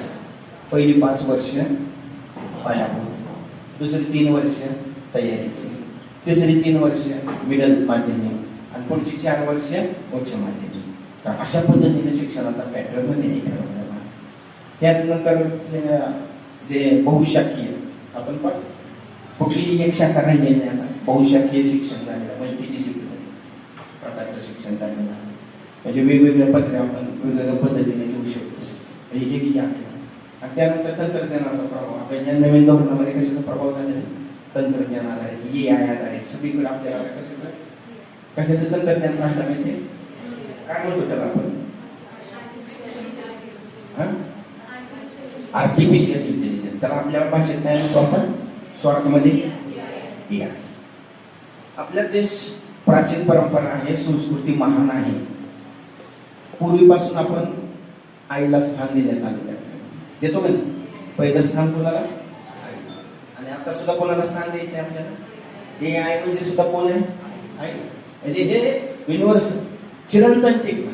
आई पूर्वी श्रेष्ठ, आज सुद्धा श्रेष्ठ. म्हणजे किती जरी बदललं, कुठं जरी गेलं तरी स्थिर कोण आहे? आचार्य कोण आहे? चिरंतन कोण आहे? AI एवढं म्हणतो, पण त्याचा उच्चार काय होणार? आईच होणार. म्हणजे इतकं प्रभावी तंत्रज्ञान जरी आलं तरी आपल्याला त्याचं महत्व जाणून हे आहे. आणि आणखीन एक महत्वाचं 2020 ITS सेशन, भारतीय ज्ञान परंपरेला प्रचंड होतं. आपल्याकडे जे ज्ञान परंपरा होती, वेद उपनिषद सगळे त्याचा पुन्हा एकदा आपल्याला अभ्यास करण्याची संधी आहे. तर हे 2020च्या शैक्षणिक धोरणाची वैशिष्ट्ये. घटक क्रमांक किती जाणार? 3. काय काय अभ्यासले याच्यामध्ये?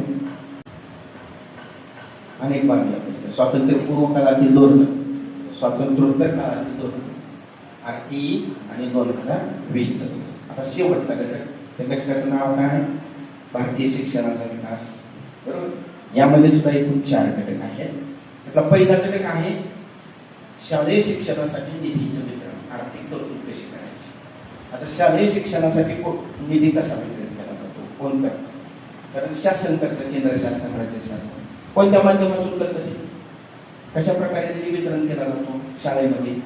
तर सर्व शिक्षा मोहीम आहे, आपल्याला माहिती. सर्व शिक्षा मोहिमेच्या माध्यमातून निधी वितरण केलं जातं. आणखी तुम्ही जर शाळेमध्ये गेलात तर मध्यान्ह भोजन योजना आहे, मोफत पाठ्यपुस्तक योजना आहे, अनेक बाबी आहेत शिक्षण. तर या दृष्टिकोनातून निधी वितरित केला जातो. म्हणजे एक तर या बाबीवर केला जातो. दुसरा कशावर खर्च केला जातो? आणखी शाळेमध्ये इमारतीचं बांधकाम असेल, इमारत दुरुस्ती असेल, भौतिक प्रयोगशाळा असतील, ग्रंथालय असतील, क्रीडांगण असतील, त्याच्यावरती निधी वितरण केलं जातं. आणखी कशावर निधी वितरण केला जातो? शिक्षकांचे पगार, वेतन, शिक्षकांचं वेतन आणि वेतन वितरण याच्यावर खर्च केला जातो. काही शिष्यवृत्ती आहेत त्याच्यावर खर्च केला जातो. म्हणजे शालेय शिक्षणामध्ये निधीचं वितरण कशा पद्धतीने केलं जातं? तर ते केंद्रापासून शिक्षकांचं प्रशिक्षण, काही ट्रेनिंग होतात. तुम्ही शाळेमध्ये गेलात तर शिक्षक कुठे गेले? ट्रेनिंगला गेले होते. ट्रेनिंगचं सुद्धा निधी वितरण, तेही खर्च. हे कोणत्या बाबीवर खर्च केला जातो? तर ह्या ठराविक बाबी आपल्याला माहित असतात. त्यातला दुसरा मुद्दा कुठला आहे? जागतिकीकरण. त्याच्या अगोदर वंचित घटक आहे. ते आपल्या भारतीय समाजातले वंचित घटक कोणते किंवा दुर्लक्षित घटक कोणते?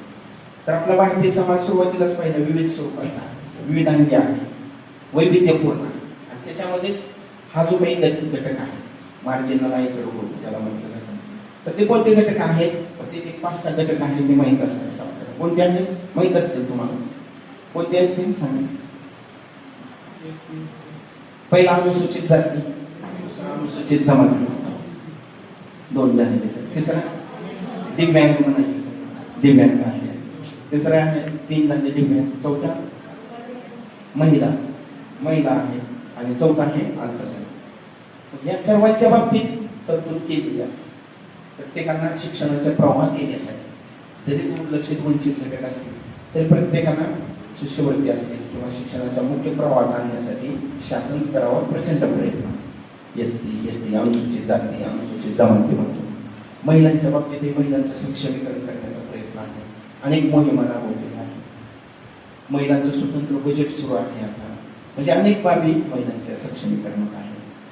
अल्पसंख्याकांच्या बाबतीत वेगवेगळ्या योजना आहेत. अल्पसंख्याक दिन साजरा केला जातो.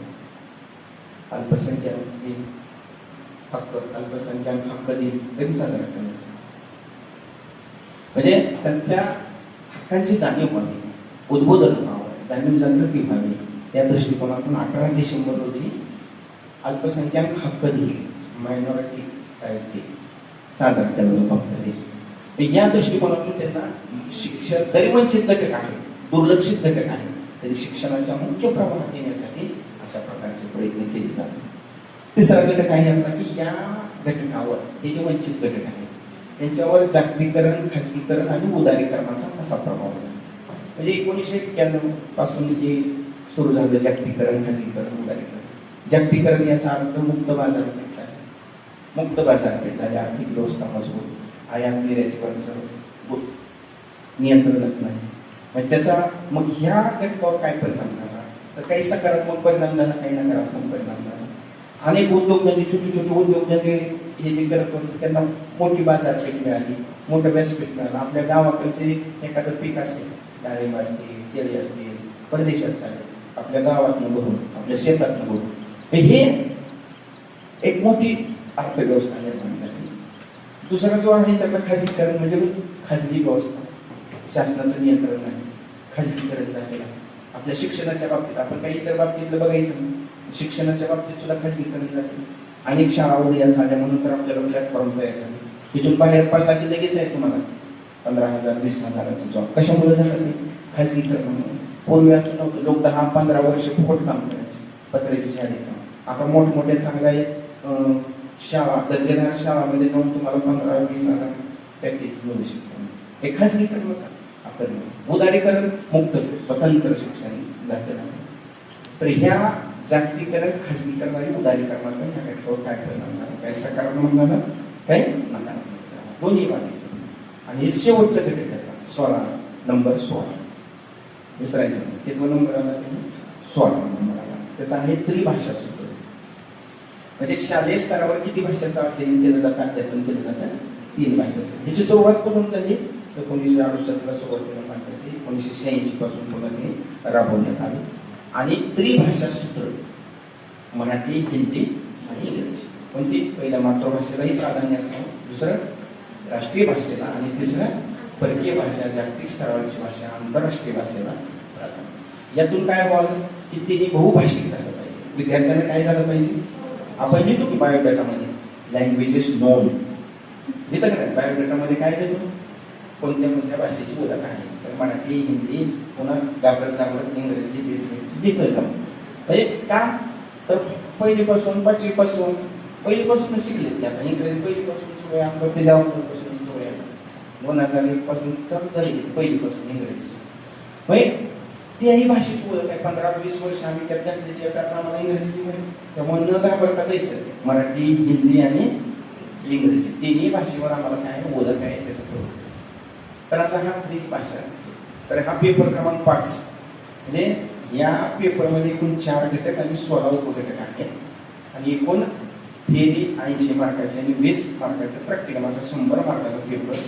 काय आहे या संदर्भात मॅडमनी, सरांनी फक्त म्हणजे की या विषयाची ओळख करून द्या, विद्यार्थ्यांचा अभ्यास झालेलाच आहे, त्यांची रिव्हिजन होईल या दृष्टिकोनातून त्यांनी सांगितलं. मग आता त्याच्यामुळे मी घाबरत होतो, म्हणजे अभ्यास झालाय म्हणल्यावर मलाही जरा टेन्शन आलं होतं. सुरुवातीपासूनच गाम बसत होतो मी, त्याच्यामुळेच होतो. कारण अभ्यास झाला, सगळी माहिती झाली म्हणायचं.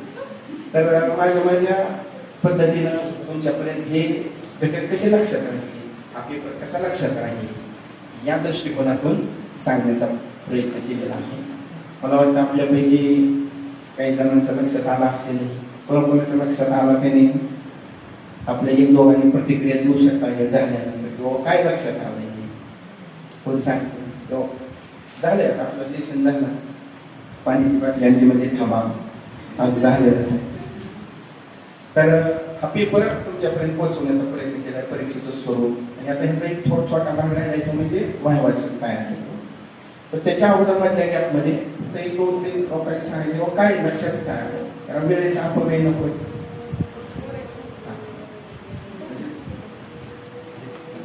तर सांगा. आपलं तुम्ही झालं सांगतो आरक्षण इथे सांगणार ना.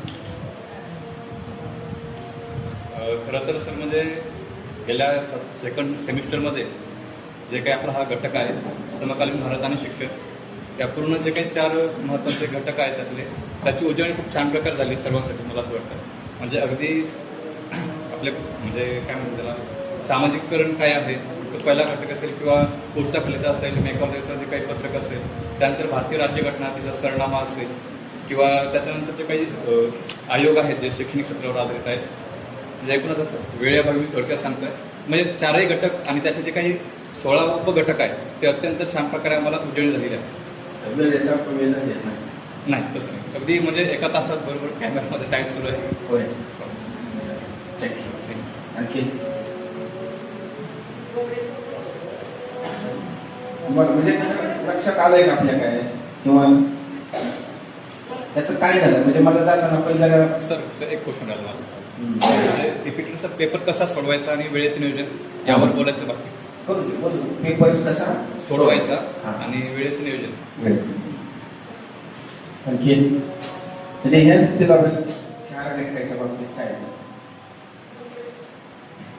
एकूणच परीक्षेत पेपर सोडवण्यासंदर्भात पेपरचं स्वरूप, अभ्यासक्रम, ते प्रश्न, ते संकल्पना थोडक्यात स्पष्ट आहे.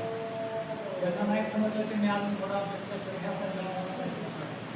आणि तुम्ही ते थोडक्यात रिफॉर्म त्याला म्हटलं तुमच्याकडून काय रिव्हिजन थोडक्यात झाली, तुमचा अभ्यास झालेलाच होता, फक्त फ्लॅशबॅक केल्या. थँक्यू.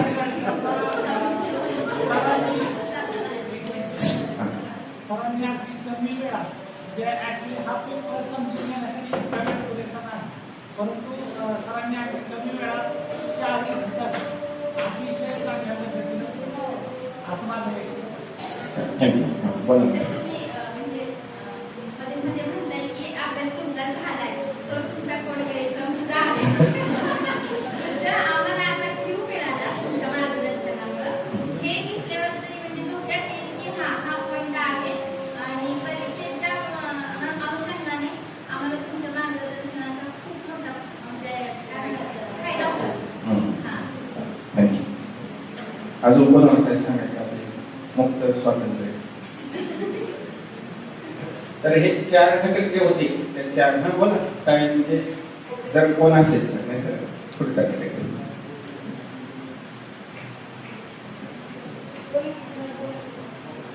म्हणजे खरंच तुम्हाला फायदा झाला असेल तर बोला.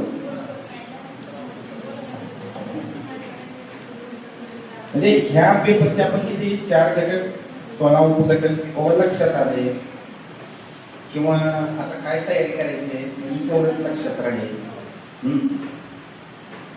तर आता हे जे 4 घटकाच्या संदर्भातले झाले. आता ते पुढचा जो घटक आहे तो वायवाची तयारी, म्हणजे वायवा किंवा तोंडी परीक्षा आहे आपली. तर ही तोंडी परीक्षा म्हणजे आतापर्यंत जे आपली परफॉर्मन्स आहे त्या परफॉर्मन्स वर आधारित तिथला परफॉर्मन्स आहे. म्हणजे परफॉर्मन्स काय सुटलेला नाही. जो ह्या दोन्ही सेमिस्टरमध्ये एका एका सेमिस्टरची तोंडी परीक्षा नाही. पहिली गोष्ट सेमिस्टर 1 आणि सेमिस्टर 2 दोन्हीच. नाहीतर ते विसरलं गेलं शोधायचं कसं. मायक्रो टीचिंग कधी कोणी काही अभ्यासलं होतं काय माहिती, बीएडलाच अभ्यासलं का कुठं ग्रॅज्युएशनला अभ्यासले अशी वेळ होती. तर सेमिस्टर 1 मध्ये जी काही प्रॅक्टिकल आपण केलेली आहे विषयाची आणि काही स्वतंत्र प्रॅक्टिकल त्याच्यावर एक आधार आहे, आणि सेमिस्टर 2 ची या दोन्हीवर आधारित 2 सेट तयार करणं गरजेचं आहे. आपल्याला सांगितलं असं सांग याचा एक स्वतंत्र सेट आणि त्याचा एक स्वतंत्र सेट. त्या क्रमवाईज जे केलेलं आहे त्याच परफॉर्मन्सवर आधारित तिथला परफॉर्मन्स द्यायचा. तोंडी परीक्षा ही तुमच्या किती आकलन केलेलं आहे त्याचं सादरीकरण करायचं. तुमच्याकडे ज्ञान कौशल्य क्षमता आकलन किती झाले आतापर्यंत बीएडच्या कोर्सचं दोन्ही सत्रामध्ये त्याचं सादरीकरण करण्याची संधी. आणि ते सादरीकरण आपल्याला बहिस्त परीक्षा, अंतर्गत परीक्षा, इंटरनल एक्सटर्नल असतात त्यांच्याकडे. आणि तिथं आता आपण सगळं आपण बरोबरून आणलेलं असतात, रिपोर्ट्स वया, अहवाल वया तयार असतात, सगळं तयार आहे. आणि तिथे गेल्यानंतर जर आम्ही शांत राहिलो, खूप बसलो, तर याचा अर्थ मग काय होतं की आम्ही ते केलेलं नाही, आम्ही काहीतरी सेकंड हँड आहे की तसं काही केले किंवा हस्ते परत हस्ते नाही असं. आम्ही जे केलेलं आहे ते आम्ही स्वतः मुक्तपणे आपल्याला मांडता आलं पाहिजे, बोलता आलं पाहिजे. तिथून तर सुरुवातच तुम्हाला पहिलाच प्रश्न, जसं आपण मुलाखतीला गेलो होतो, एक मिनी मुलाखत, जसं आपण म्हणतो ना जिल्हा परिषद म्हणजे काय मिनी मंत्रालय, तसं काम हे काय मिनी तुमचे इंटरव्ह्यूज आहे. तुमच्या नावापासून सुरुवात केली, नाव आपल्याला सुरुवातीचाच प्रश्न विचारणार, नाव सांग. आपण नाव सांगतो लोक असतो, इतकं प्रामाणिक आणि पंक्च्युअल, पुढचं काही बोलत नाही, धाडच करत नाही. तुमची ओळख सांगा, नाव सांगा, म्हणजे की आपण काय करायचं, थांबामध्ये पर्यंत पुढचं सांगू हे पहिले सांगितलं, आपलं नाव, आपला विषय, मेथड, कॉलेज, काय काय शिकलो आतापर्यंत, मग इथवर यायचं ना. आता इथे तुमचंच पुढं उभं आहे. मग आता त्या मौखिक परीक्षेमध्ये परीक्षा कोणत्या प्रकारची, म्हणजे आता आम्ही तर असं मन मोकळं मन मोकळंच बोलायचं आणि सरसकट बोलायचं. म्हणजे असं एक असं नाही प्रामाणिक भाषा, त्याच भाषेत बोलायचं का आपलं जे डोक्यात घेते ते शाळेच्या संदर्भात, हा शाळेच्या संदर्भात काय पण येऊन कसं समजलं असं मला त्याची एक युक्ती होती. मुक्त. पहिल्यांदाच सांगितलं की फ्री अँड फ्रँक. आपण फ्री अँड फ्रँक एज्युकेशन देतोय, दुसऱ्या देतोय ना, आपल्याला काय तसं घ्यायचं झालं की सार्वभौम मग शब्द कोणाच्याही नियंत्रणाखाली नाही, कोणत्याही परकीय नियंत्रणाखाली नाही, मुक्त आहोत. आम्ही अजून मुक्त आहोत हेच कळालं नाही, स्वतंत्र आहोत. फक्त एक त्या आपण म्हणतो केस त्या आचारसंहितेला अनुसरून पाहिजे. आपल्याला बोला म्हणजे बोलायचं, तुम्हीच बोला म्हणजे बोल, म्हणून काही बोलणार नाही, कशाला आलं काय याची गरज होती काय असं म्हणून चालू बोला. याचा अर्थ काय, आपलं स्वतःच बोलायचं, आपल्याला लोकांचं बोलायचं, मग स्वतःच बोलायचं. माझं नाव, माझं शिक्षण, प्राथमिक इतक्यात पण लांब जायचं नाही. काय काय लोक सांगा कुठून म्हणलं की मग आमच्या मामाच्या गावाची ही पार्श्वभूमी, तिथे हे मंदिर आणि त्या मंदिरामध्ये माझं नाव ठेवलं, इथपर्यंत चालू होतं. इतकं पण जायचं नाही. आपलं थोडक्यात आपलं नाव, विषय, शिक्षण, कुठला कोर्स झाला कसं असतं, काही ग्रॅज्युएट झालेलं असतात, काही पोस्ट ग्रॅज्युएट झालेलं असतात, काही अदर फॅकल्टीमधून आलेलं असतं, कोण BCA झाले, कोण कुठलं MCA झाले, कुठं काय BE झालेलं असतं, कोण कुठल्याही क्षेत्रात गेलं. त्यामुळे आताचं क्षेत्र इतकं आपलं आकर्षणाचं झालंय की 2 वर्षानंतर लगेच टेट परीक्षा द्यायची आणि जॉब घ्यायचा विदाउट इंटरव्ह्यू. इतकं आकर्षण झाल्यामुळे की प्रचंड संख्या वाढली. आता उद्या परवापासून आपली CET सुरू परीक्षा 27, 28, 29 लाखाच्या वर फॉर्म गेलेले, जागा आहे 30-35 हजार आणि लाखाच्या वर फॉर्म, 1 लाखाच्या. का आलंय तर अत्यंत सुरक्षित शासकीय नोकरी, फक्त 200 मार्काच्या परीक्षेवर संपूर्ण दोघांचं आयुष्य. किती मार्काची परीक्षा? 200 मार्क. कोणाचं आयुष्य? कोण दोघांचं कोण म्हणायचं नाही, कोण दोघांचं. कारण ते शिक्षण शेवट झाले की 70-80 लाख पर्यंत जाते तुमची जॉब चालू. ह्याला लाख रुपये पगार, त्याला लाख रुपये. थोडक्यात किती मार्काच्या परीक्षेवर? फक्त 200 विदाउट इंटरव्ह्यू. 2 प्रकार आले, विदाउट इंटरव्ह्यू आणि विथ इंटरव्ह्यू. आपला परफॉर्मन्स आपण कसा सादर करतो? जस्ट म्हणायचं आहे मी पण लहानपणापासून हुशार होतो, माझ्याकडे इतकं टॅलेंट आहे, काय असेल ते 200 मार्क. हे 200 मार्कावर आपल्या 7 पिढ्याचं कल्याण आहे. आपण म्हणतो ना नोकरी लागली की किती पिढ्याचं कल्याण होतं, तसं किती मार्काच्या पिढ्यावर किती पिढ्याचं कल्याण आहे बघा. 200 मार्काची परीक्षा आहे फक्त. काय असेल ना तुमचं काय राग, लोभ, मन, मोह, मत्सर सगळ्याला 200 मार्कात उतरवायचं. फक्त 200 मार्क एवढं टार्गेट ठेवायचं. 2 वर्ष पीएड आणि 200 मार्काची परीक्षा 6 महिन्यात क्लिअर करायची. कोणाच्या मागे जायचं, कोणाचं काय करायचं, लोक आपल्याकडे आणि शासकीय नोकरी. झालं उद्या सुट्टी, आमच्या व्याख्यानाचा त्रास झाला ना. प्रचंड आकर्षण असलेले आपलं हे क्षेत्र आहे. तुम्ही नशीबवान आहात की लोक आणखी त्याला परीक्षा देणार आहेत, उद्या स्पर्धेत येईल तुमच्या. तुम्ही 1 वर्ष सिनियर आताच उठायचं, जागे व्हायचं. स्वामी विवेकानंद यांचा विचार माहितच आहे. उठा जागे व्हा नाहीतर चालते व्हा असं काय झालं पाहिजे, आपण जाग राहिलं पाहिजे. ध्येय सिद्धीपर्यंत काय करायचं, प्रयत्न असले पाहिजे. आपलं ध्येय एकच, 200 मार्काची परीक्षा, करिअर. तुम्ही ह्याच्यावर 70-80 हजार पगार नाही चालू तुम्हाला कोण दिलं, आणि काम किती वेळ, 7 तास काम, आणि किती आनंदी विद्यार्थ्यामध्ये. अतिशय सुंदर आणि आकर्षणाचं क्षेत्र झाल्यामुळं यावर्षी लाखाच्या वर अर्ज गेले, म्हणजे तुमच्या स्पर्धेत भर पडायला लागली. त्याच्यासाठी गरजेचं आहे ते म्हणजे आपलं हे ट्रेनिंग चांगल्या रीतीनं पूर्ण करणं, नियमित दैनंदिन येऊन पूर्ण करणं, आणि त्या मुलाखती आहे आपली तोंडी परीक्षा त्याला यशस्वीपणे सामोरं मुक्तपणे बोलणं. कारण आपल्यामध्ये जे आहे जे प्रॅक्टिकल, आता तुम्हाला सांगते पहिल्या सेमिस्टरला कोणती प्रॅक्टिकल घेतली त्याची नावच नाही, आपण एक सांगून गप्प बसतो. त्याच्याऐवजी तो पेपर 1चं हे होतं, पेपर 2चं हे होतं, पेपर 3चं हे होतं, पेपर काही कॉमन प्रॅक्टिकल ही होती, मग आम्ही अशा पद्धतीने पूर्ण केलं. ते थांबापर्यंत बोलतच राहायचं. सेमिस्टर 2 मध्ये हे जनरल प्रॅक्टिकल होती, त्याचं हे केलंय, त्या संदर्भात हे माहिती घेतली, हे बोल. पण जे केलं त्या समोर जे वह्या आहे त्याच्या व्यतिरिक्त बाहेरचे विषय देत नाही तुम्हाला. बँकेत कुठल्या बँकेत पासबुक आहे किती, कसं नाही कोणी विचारणार, काय विचारणार आहे, त्यामुळे ती वही घेणार त्यातलंच विचारणार, तुम्ही जे लिहिली त्याची माहितीच काय विचारणार. हे अतिशय बिनधास्त अशी परीक्षा आहे, मुक्त, फक्त आपल्या परफॉर्मन्सवर आपण कसं बोलतो, आपल्याकडे हजर जबाब, प्रसंग अवधान कसं आहे, प्रेझेन्स ऑफ माइंड कसं आहे, कोणता प्रश्न विचारला आहे, कसं उत्तर देत नाही, या दृष्टीने. तर ती परीक्षेला आपण चांगल्या रीतीनं सामोरं जाऊ. तुमचा हा उत्साह बघून मला वाटतं की आपण चांगले परफॉर्मन्स करा यात शंका नाही. शेवटचं मला आता सांगितलं की पेपरचं वेळेचं नियोजन कसं आहे का. आता आपण लक्षात घेतलं पाहिजे की 80 मार्काची परीक्षा, याचं स्वरूप जर लक्षात आलं तर आपल्याला ते वेळेचं स्वरूप निश्चित करता येईल. 10 मार्काचे ऑब्जेक्टिव्ह आहे, तिथं दिले तसं योग्य पर्याय शोधा.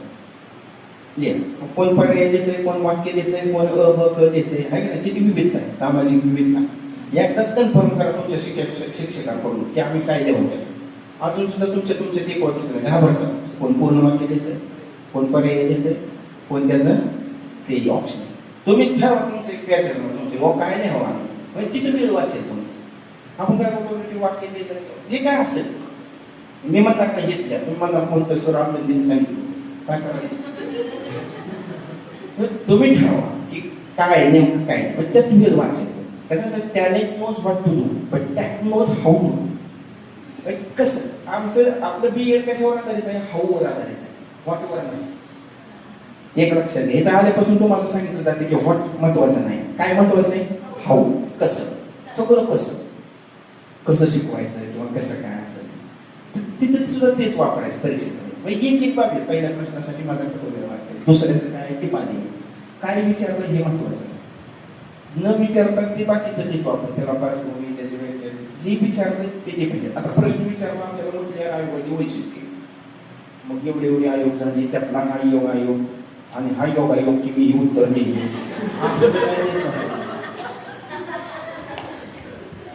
काय विचारलंय, मंथली आयोगाची वैशिष्ट्य, दहा वैशिष्ट्य किती मार्काला, 5 मार्काला प्रश्न आहे, 10 वैशिष्ट्य द्यायची, कुठं मार्क कट करावं हे प्रश्न. आमची दोन्ही थोडीच 5 मार्क का 3 मुद्दे देणार ते की मग आपण बरोबर लिहिलं तर समोरचं सुद्धा बरोबर. आमचं मन संकुचित असेल तर पुढचेच मन कसं असेल, कसं तुम्हीच लिहिताना कसं लिहिलं, 5 मार्काचा प्रश्न आहे, 10 मुद्दे लिहिले, बरोबर लिहिले, देणारा सुद्धा बरोबर होतील. आम्ही 5 मार्काचे 5 दिले, आवडेच दिले, कटाकटे दिसतोय, काट कसं दिसतोय म्हणणार, योग्य मुद्दे त्याचं विश्लेषण योग्य, म्हणजे अशा पद्धतीनं आपण उत्तर दिलं. प्रश्न समजून घेतला पाहिजे. काय प्रश्न आला आम्हाला, समाजीकरणाचा अर्थ सांगून बालकाच्या समाजीकरणात शाळा, कुटुंब आणि समाजाची भूमिका स्पष्ट करा. हे सगळं त्या 15 मार्कात आलं पाहिजे. आता समाजीकरणाचा अर्थ म्हणलं की 2 पानं 3 पानं एकाचे किती पण देऊन जातात. जेवताना काय करतो, सगळं वाढलेलं असतं, सगळं थोडं थोडं खातो, काही एक आवडलं म्हणून सगळे खातो. तसं प्रकार तिथं सुद्धा राहतो.